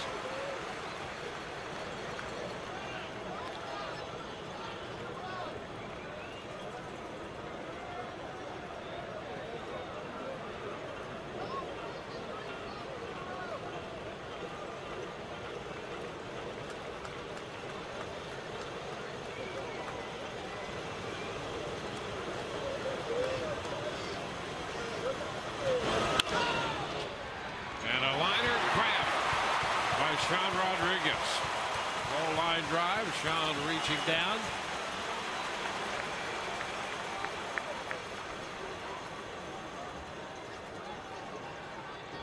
Two outs.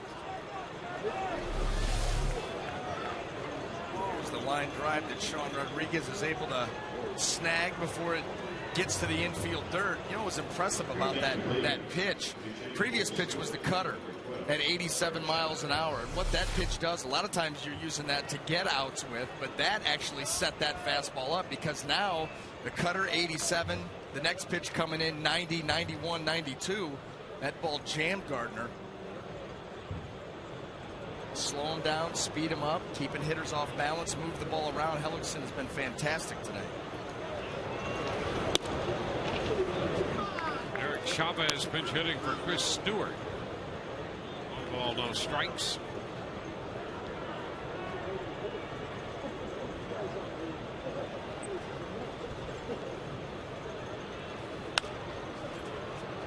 Foul out of play.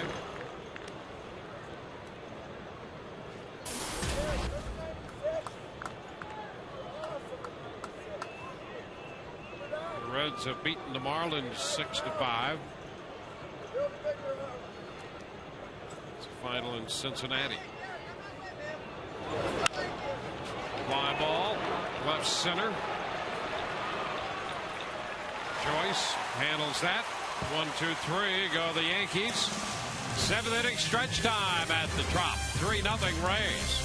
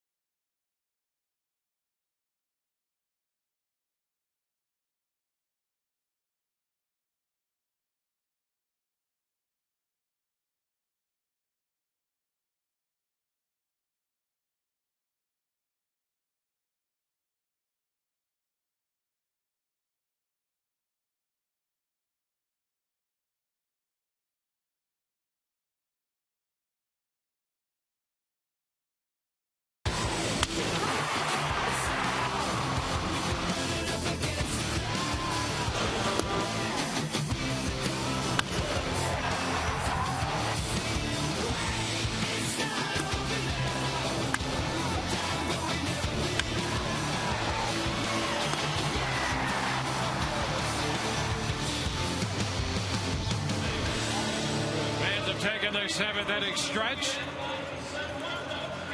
Jeremy Hellickson has 7 shutout innings in the books today of 3-hit baseball. His mates have scored him 3 runs. The Rays have hit 2 home runs, one by Pena, one by Keppinger, and Matt Joyce tripled home a run back in the first. Russell Martin will take over behind the plate. Stewart lifted for the pinch hitter. Martin is the catcher, and Corey Wade takes over on the mound. New battery for the Yankees. Season numbers from 2011. You wonder that last inning too. Joe Girardi had Corey Wade up early, yet elected to allow Boone Logan to pitch to Jeff Keppinger, and Wayne, you hit it like you had seen that before. Handles lefties. It's not a good matchup for Logan, and Keppinger made him pay. You know, it was an interesting situation because Wade was ready in the bullpen then. He had been down there warming up, waiting the call, and you're assuming he was waiting for Keppinger because of that matchup. Yep. But Girardi elected to stick with Logan, and it cost him another run.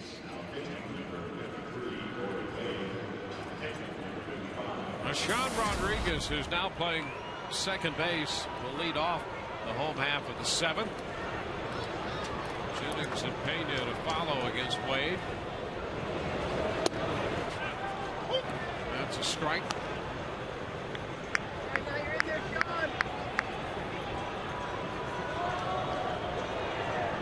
Wade pitched an inning and 2/3 in last night's game.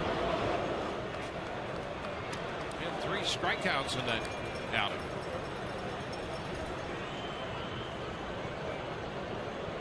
Wade Davis is in the Rays bullpen. Tapper foul outside of third. 1-2. Cleveland beat Toronto 4-3, so the Blue Jays lose for the first time. They did put up a battle. I think they loaded the bases in the 9th inning in Cleveland. So the Jays are 2-1. The Indians now 1-2. Count square to Sean Rodriguez. 2 balls, 2 strikes.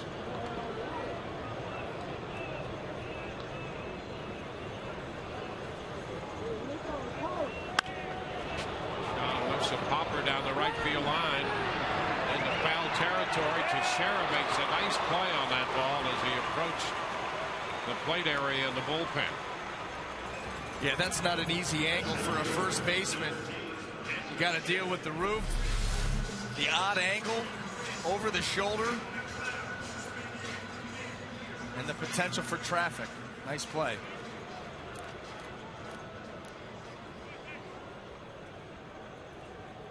The Orioles beat the Twins. That's a 3-1 final.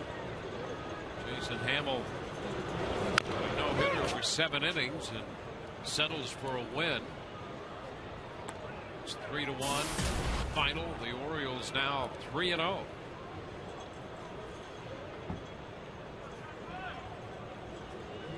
One strike to count to Desmond Jennings. Out of play.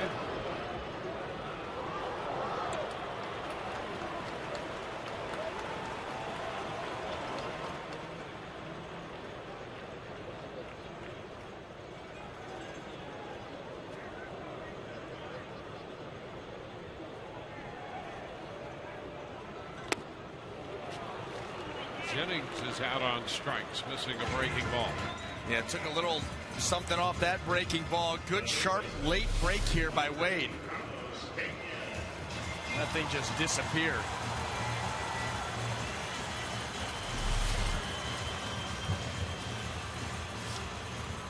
Well, there's Carlos Pena.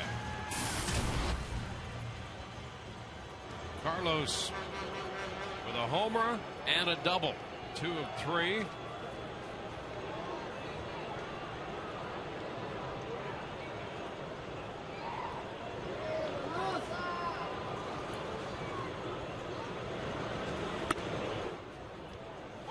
Strike. Fastball out again today on a 3-2 pitch. Came off Phil Hughes in the 3rd inning.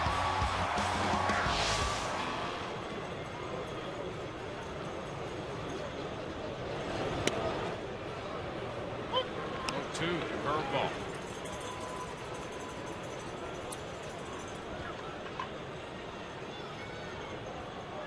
Mets have beaten the Braves 7-5. The Braves are now 0-3. Mets are 3-0.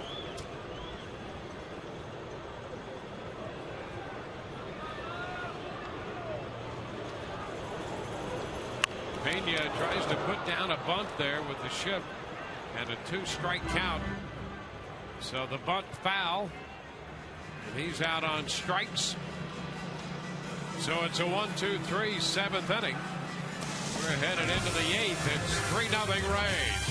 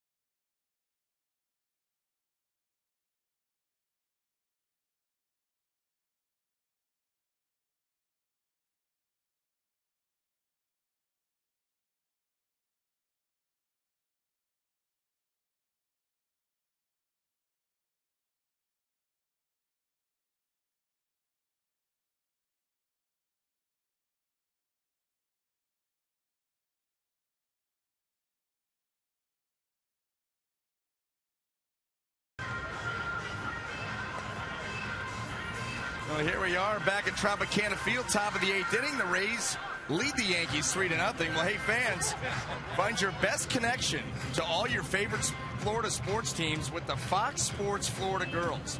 Like them on Facebook and follow them on Twitter. Join the conversation now with Annie Lee and Jordana. Fox Sports Florida Girls are waiting to hear from you.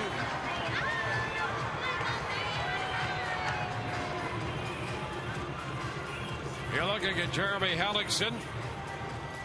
7 innings of work as he begins to go to work here in the 8th against the top of the batting order. Derek Jeter, Curtis Granderson, and Robinson Cano, the scheduled hitters for the New York Yankees. Jeter is grounded to second, line to right, and grounded to short.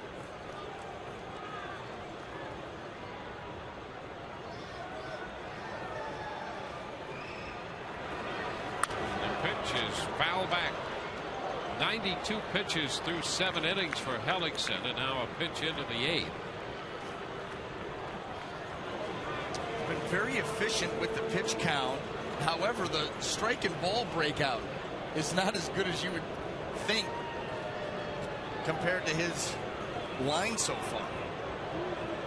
He has moved the ball around and made pitches when he's needed to.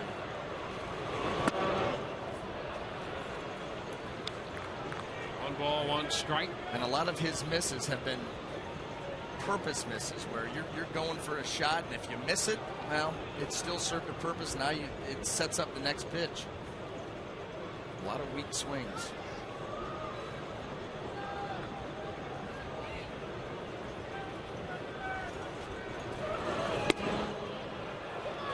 Pitch a little off the plate. Jeter thought about it but held up. 2-1.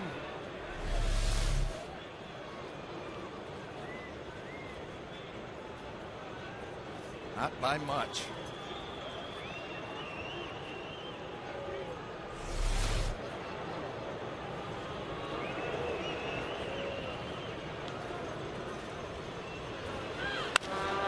One hopper to short. Brignac up with it. His throw to first is on the button.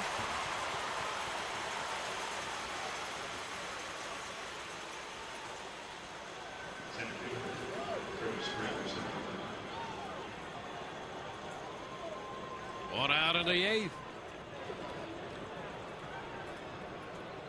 Now Granderson, walk and 2 strikeouts on the day.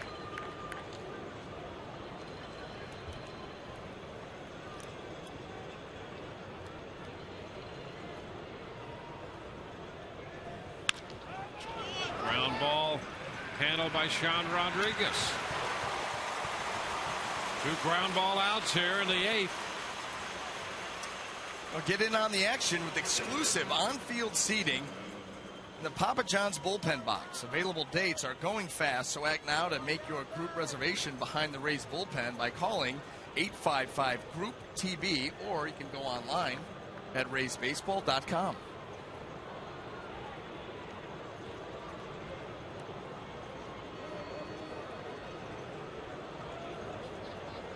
Robinson Cano in the batter's box for New York. And the first pitch is a fastball for a strike around the knees.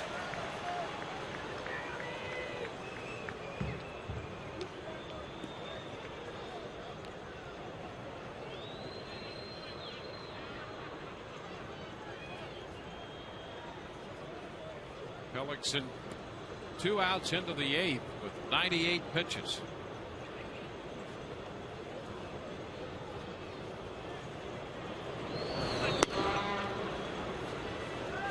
It's 1-1.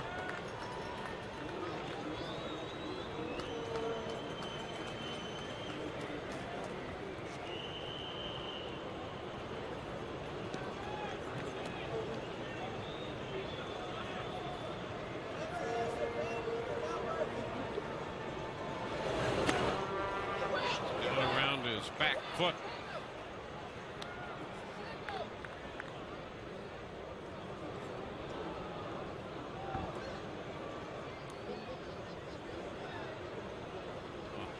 Pitches right now.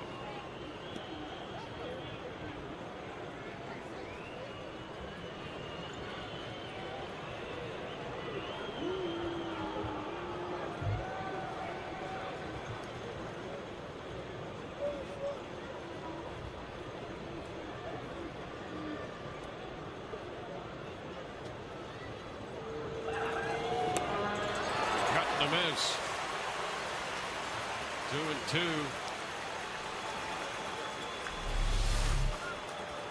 It's in 2-1. Comes with the curveball. Boy, oh boy, just an outstanding job of keeping these Yankees hitters off balance. Changing speeds, moving the ball around, in and out. Robinson Cano has seen it all today. Jeremy needs one more. It's foul up the right side, down toward the bullpen. Count remains 2-2. Hellickson has shut out the Yankees 2 outs into the 8th. He had 1 shutout last year. It was a 4-hitter against the Baltimore Orioles in the middle of May. He won that game 3-0. Had a complete game in September against Baltimore as well, and a little tap. He's got it, and a toss to first.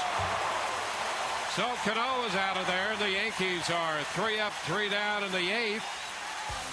We go to the bottom of the inning. The Rays 3, New York 0.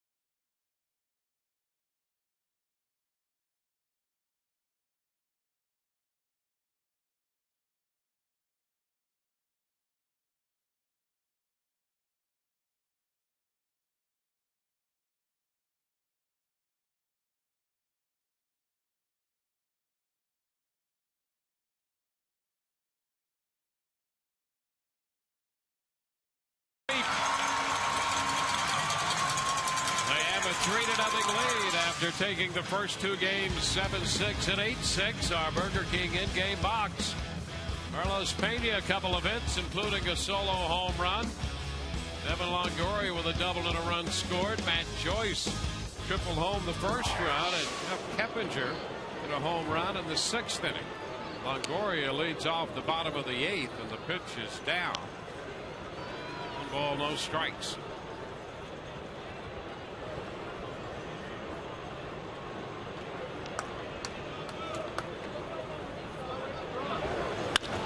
Ground ball to third. Rodriguez cannot field it cleanly, diving to his left. The ball popped away from him, and that's a base hit for Longoria. So the Rays put Longoria aboard to open the home half of the 8th. And Joe Girardi's headed to the mound with Matt Joyce due up. He's had Rapata busy in the bullpen as Rodriguez scrambled after it. Could not make a play. Now that ball was hit so hard, you see, right off the webbing end of the glove. Yankees make a pitching change. Back in a moment.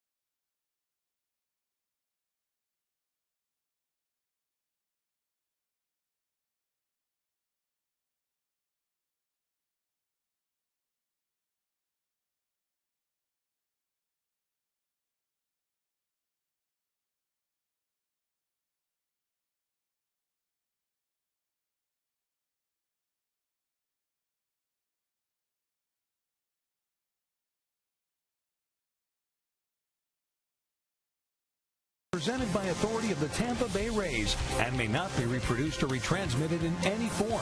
And the accounts and descriptions of this game may not be disseminated without the express written consent of the Tampa Bay Rays. Joe Girardi calls on the left-hander Clay Rapata with Matt Joyce about to step in here. Longoria is aboard at first. Matt with a triple and a walk and a strikeout for the day. And he shortens. The pitch is a strike.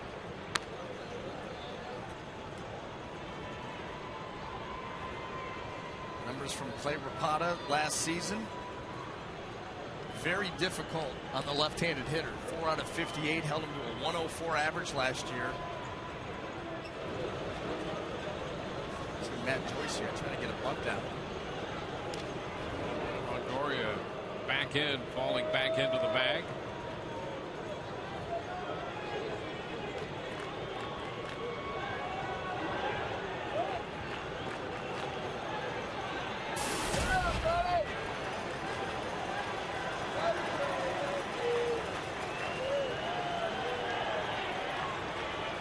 Joyce puts down the bunt. Rodriguez will take it to first. Up to second base goes Longoria. So the sacrifice goes 5-3. Rodriguez to Teixeira. Now coming up on the Rays Live postgame show presented by Checkers, you'll get pieces of Joe Madden's press conference. You get interviews from the clubhouse, and Todd and Orestes will break down the game. Todd still after the elusive Easter egg. They're going to walk Ben Zobrist intentionally now.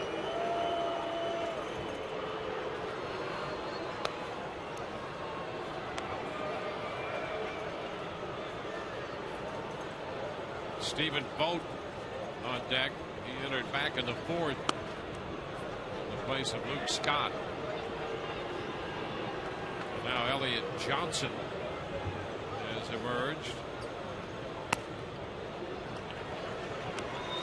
So the intentional walk.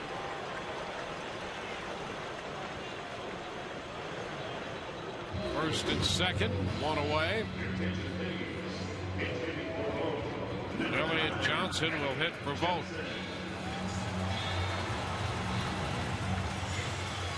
And that will bring Joe Girardi out. Girardi checking with Andy Fletcher, making sure that Johnson was in the game, and so we'll have another pitching change.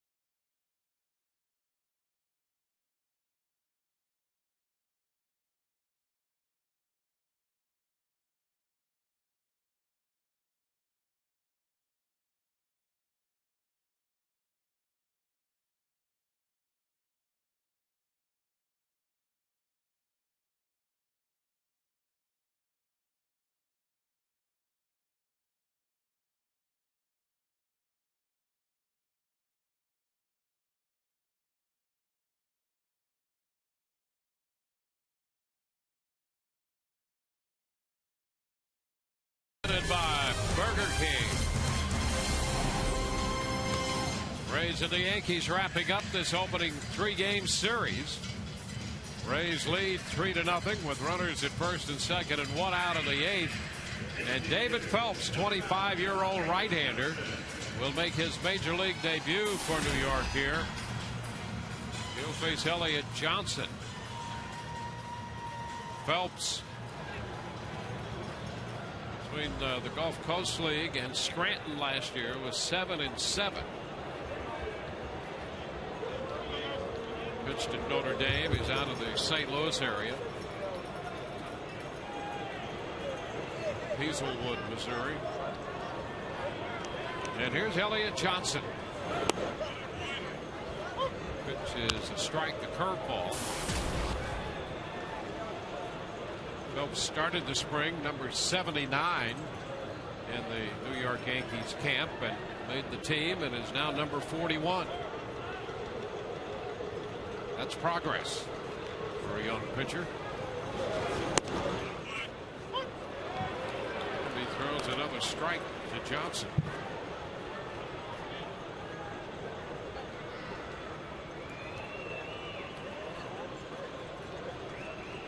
Yankees have now employed 5 pitchers in this game. The starter, Phil Hughes, pitched 2 outs into the 5th. Logan, Wade, Rapata, and now Phelps.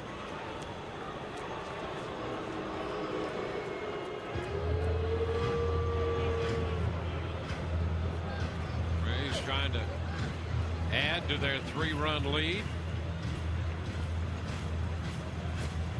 Scored 7 runs opening day to win 7-6. 8 runs last night, winning 8-6.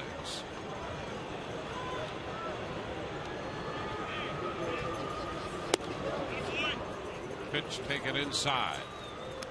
Fastball around 92. Had Elliott completely fooled on that. Off speed, then a fastball away, then a borderline pitch, and try to come back in a little higher, and he probably gets the strikeout.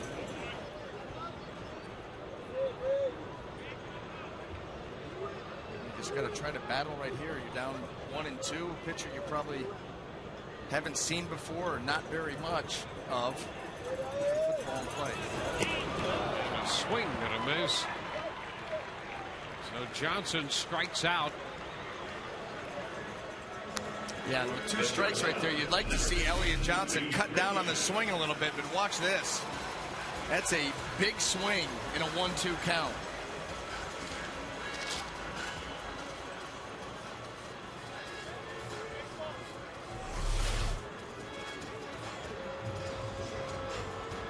Now Reed Brignac will be up for the first time. Larry Rothschild heads to the mound. The New York pitching coach. Well, this MLB on Fox season, Fox Sports is proud to support Boys and Girls Clubs of America, a place where youth can reach their full potential as productive, caring, and responsible citizens. To learn more, please visit greatfutures.org/Fox Sports.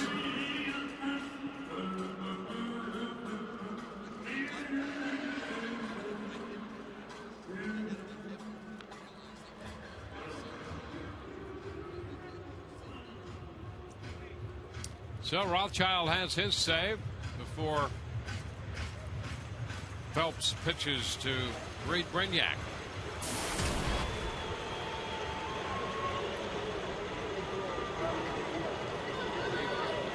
Swung the bat better this spring. Entered the game defensively in the 7th inning. 1 ball, no strikes.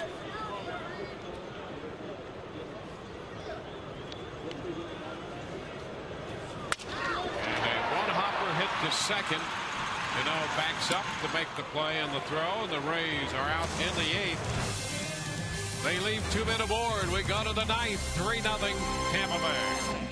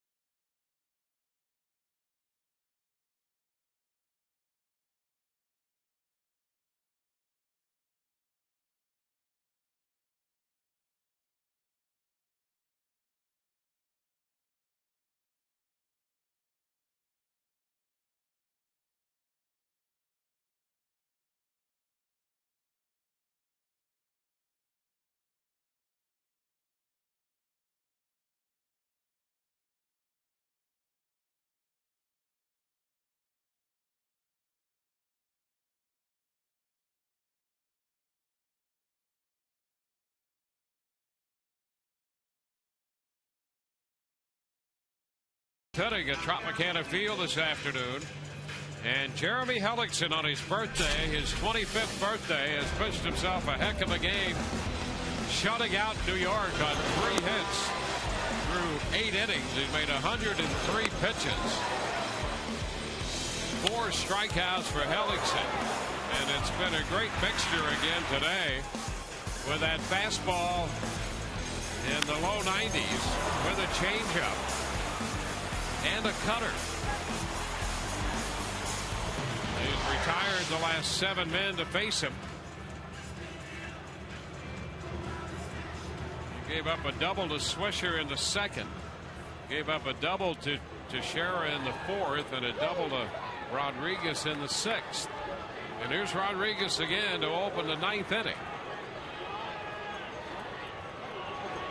Rodriguez, Teixeira, and Swisher do.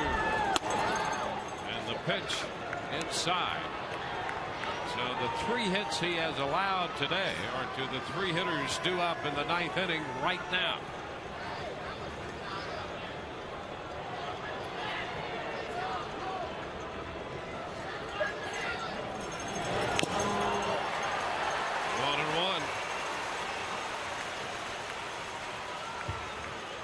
Just in case, the Rays have Fernando Rodney up in the bullpen.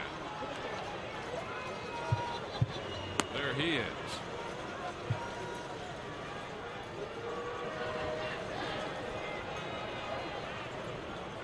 One and one. The count to Alex Rodriguez. The shift is on for him. Sean Rodriguez on the shortstop side of second. 3 defenders on the left side. Pitch inside. We referenced the shutout he had against Baltimore last year, Hellickson.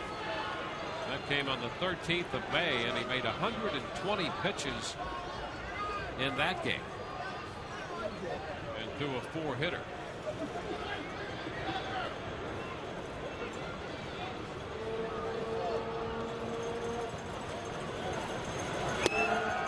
And he's down, falling behind 3-1.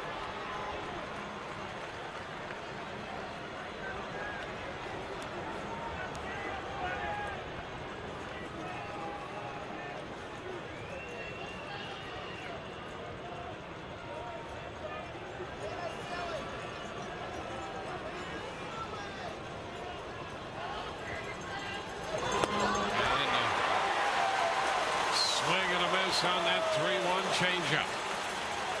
And pull the swing. Right here, get him out in front on that swing. That ball right there, catching a lot of plate, but down in the zone, the arm speed, the change of speed, fools Rodriguez.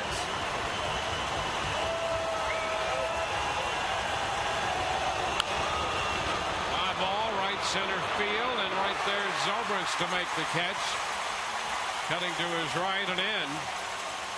1 away here in the 9th. Now that's what you've seen all day long, are a lot of uncomfortable swings. That ball was lined out to right field, but after the 3-1 changeup, now 3-2, Alex Rodriguez has got to protect against every pitch. That ball got in on him enough. When he comes an out. Now the shift overloads the right side with Teixeira in the batter's box. The ground ball foul moves Mick Kelleher out of the coaching box at first. Strike 1. John Rodriguez playing shallow right. Brignac first base side of second base. 1-1.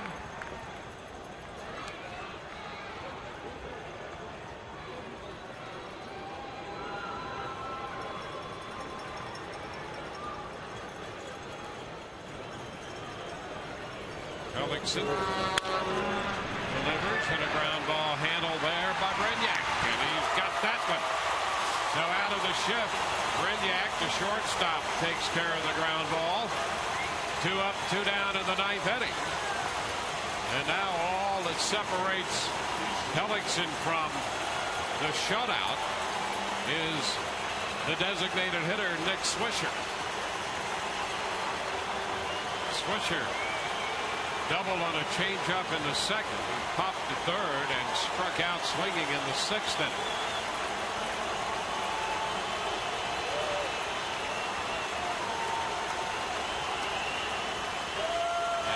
Hellickson. This is down and in. Rays 1 out away from a sweep of this New York ball club. Hellickson an out away from a gem of a game. And there's a strike. Change up. Swisher out in front. 1-1.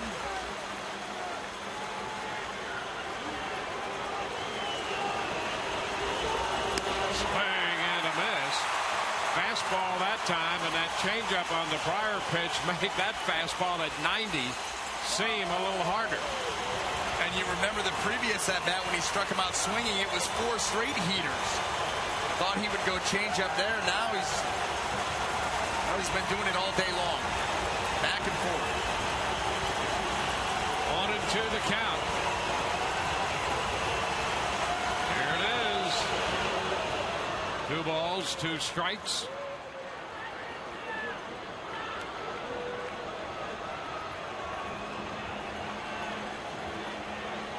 The Rays winning the first 2 games and out away from the sweep.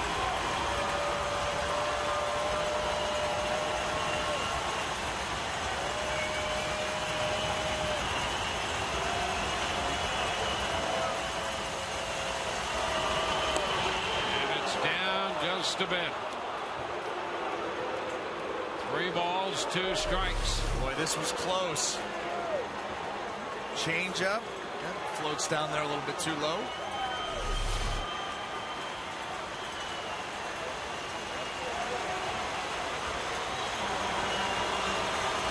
This will be the 118th pitch of the day for Hellickson.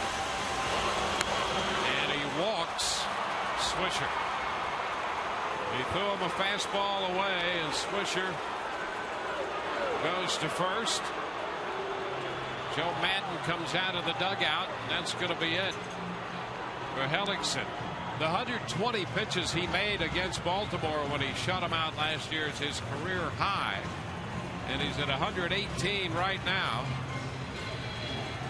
And he's going to get a great hand from this crowd of over 30,000 for the job he has turned in today on his 25th birthday.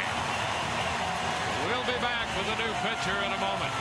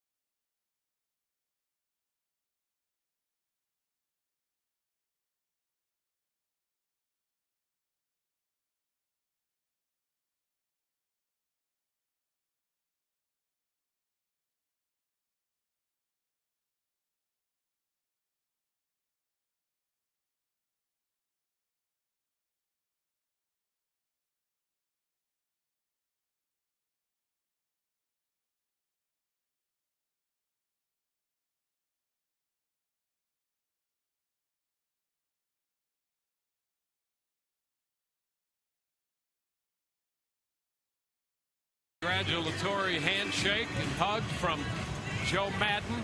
8 2/3. A great job as Hellickson turns 25. And he'll leave it in the hands of Fernando Rodney. Fernando Rodney, the hard-throwing right-hander, put in charge of getting this final out securing this ball game for the Rays. But what a job by Jeremy Hellickson. Raul Ibanez, the hitter for New York. And the first pitch is ball one. And Swisher heads into second base on indifference.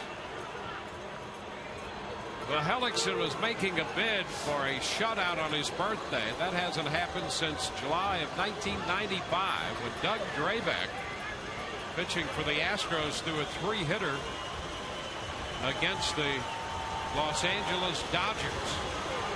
And Hellickson came within 1 out from throwing a shutout on his birthday today. That's hard to watch. Hard to watch. 8 2/3 of shutout baseball. I know he walked a guy, but to see him pulled out of that game, I know he's disappointed too. That's a strike from Rodney. 1-1.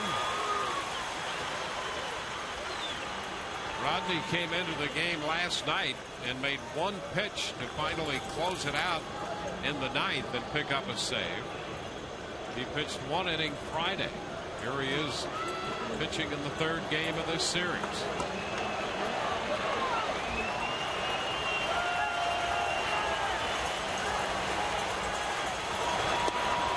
And that's a strike.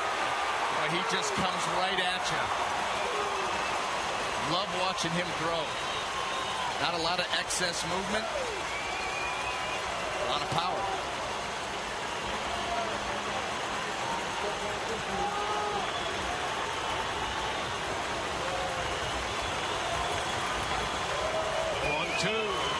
Ground ball knocked down by Rodney, and he'll flip it to first. The Rays have swept the New York Yankees. It's a 3-0 combination shutout by Hellickson and Rodney. Jeremy Hellickson on his 25th birthday pitches 8 2/3 shutout baseball.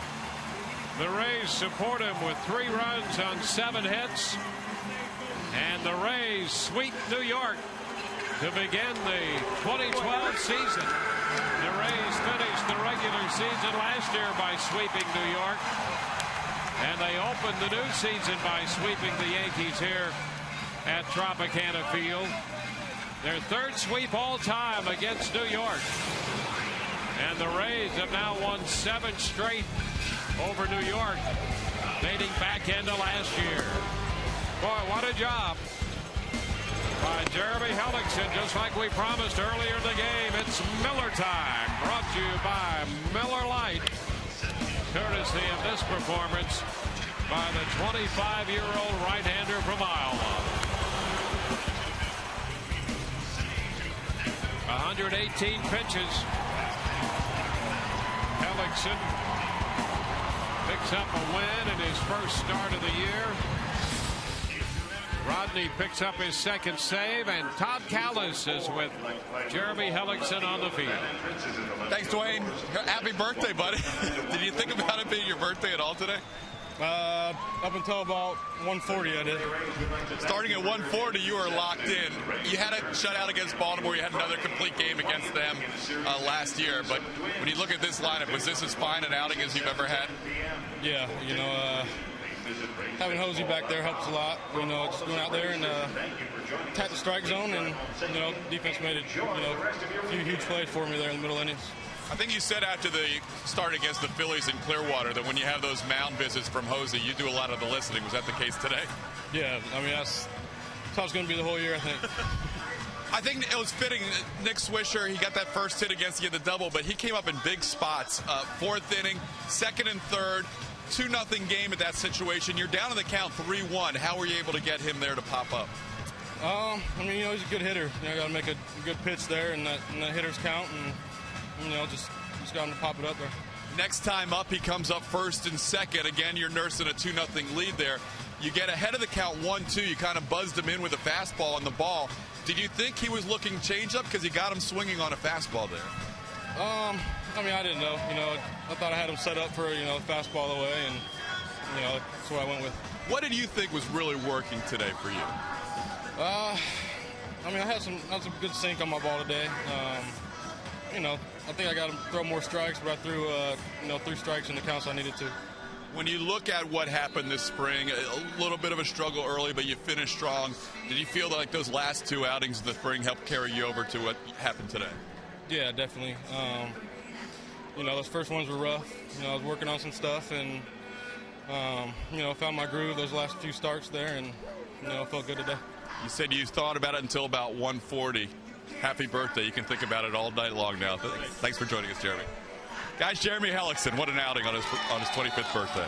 All right, Todd, thank you very much. As Jeremy Hellickson pitches a heck of a game here. The Rays in a combination shutout win today 3-0, complete the sweep over New York. Back after this.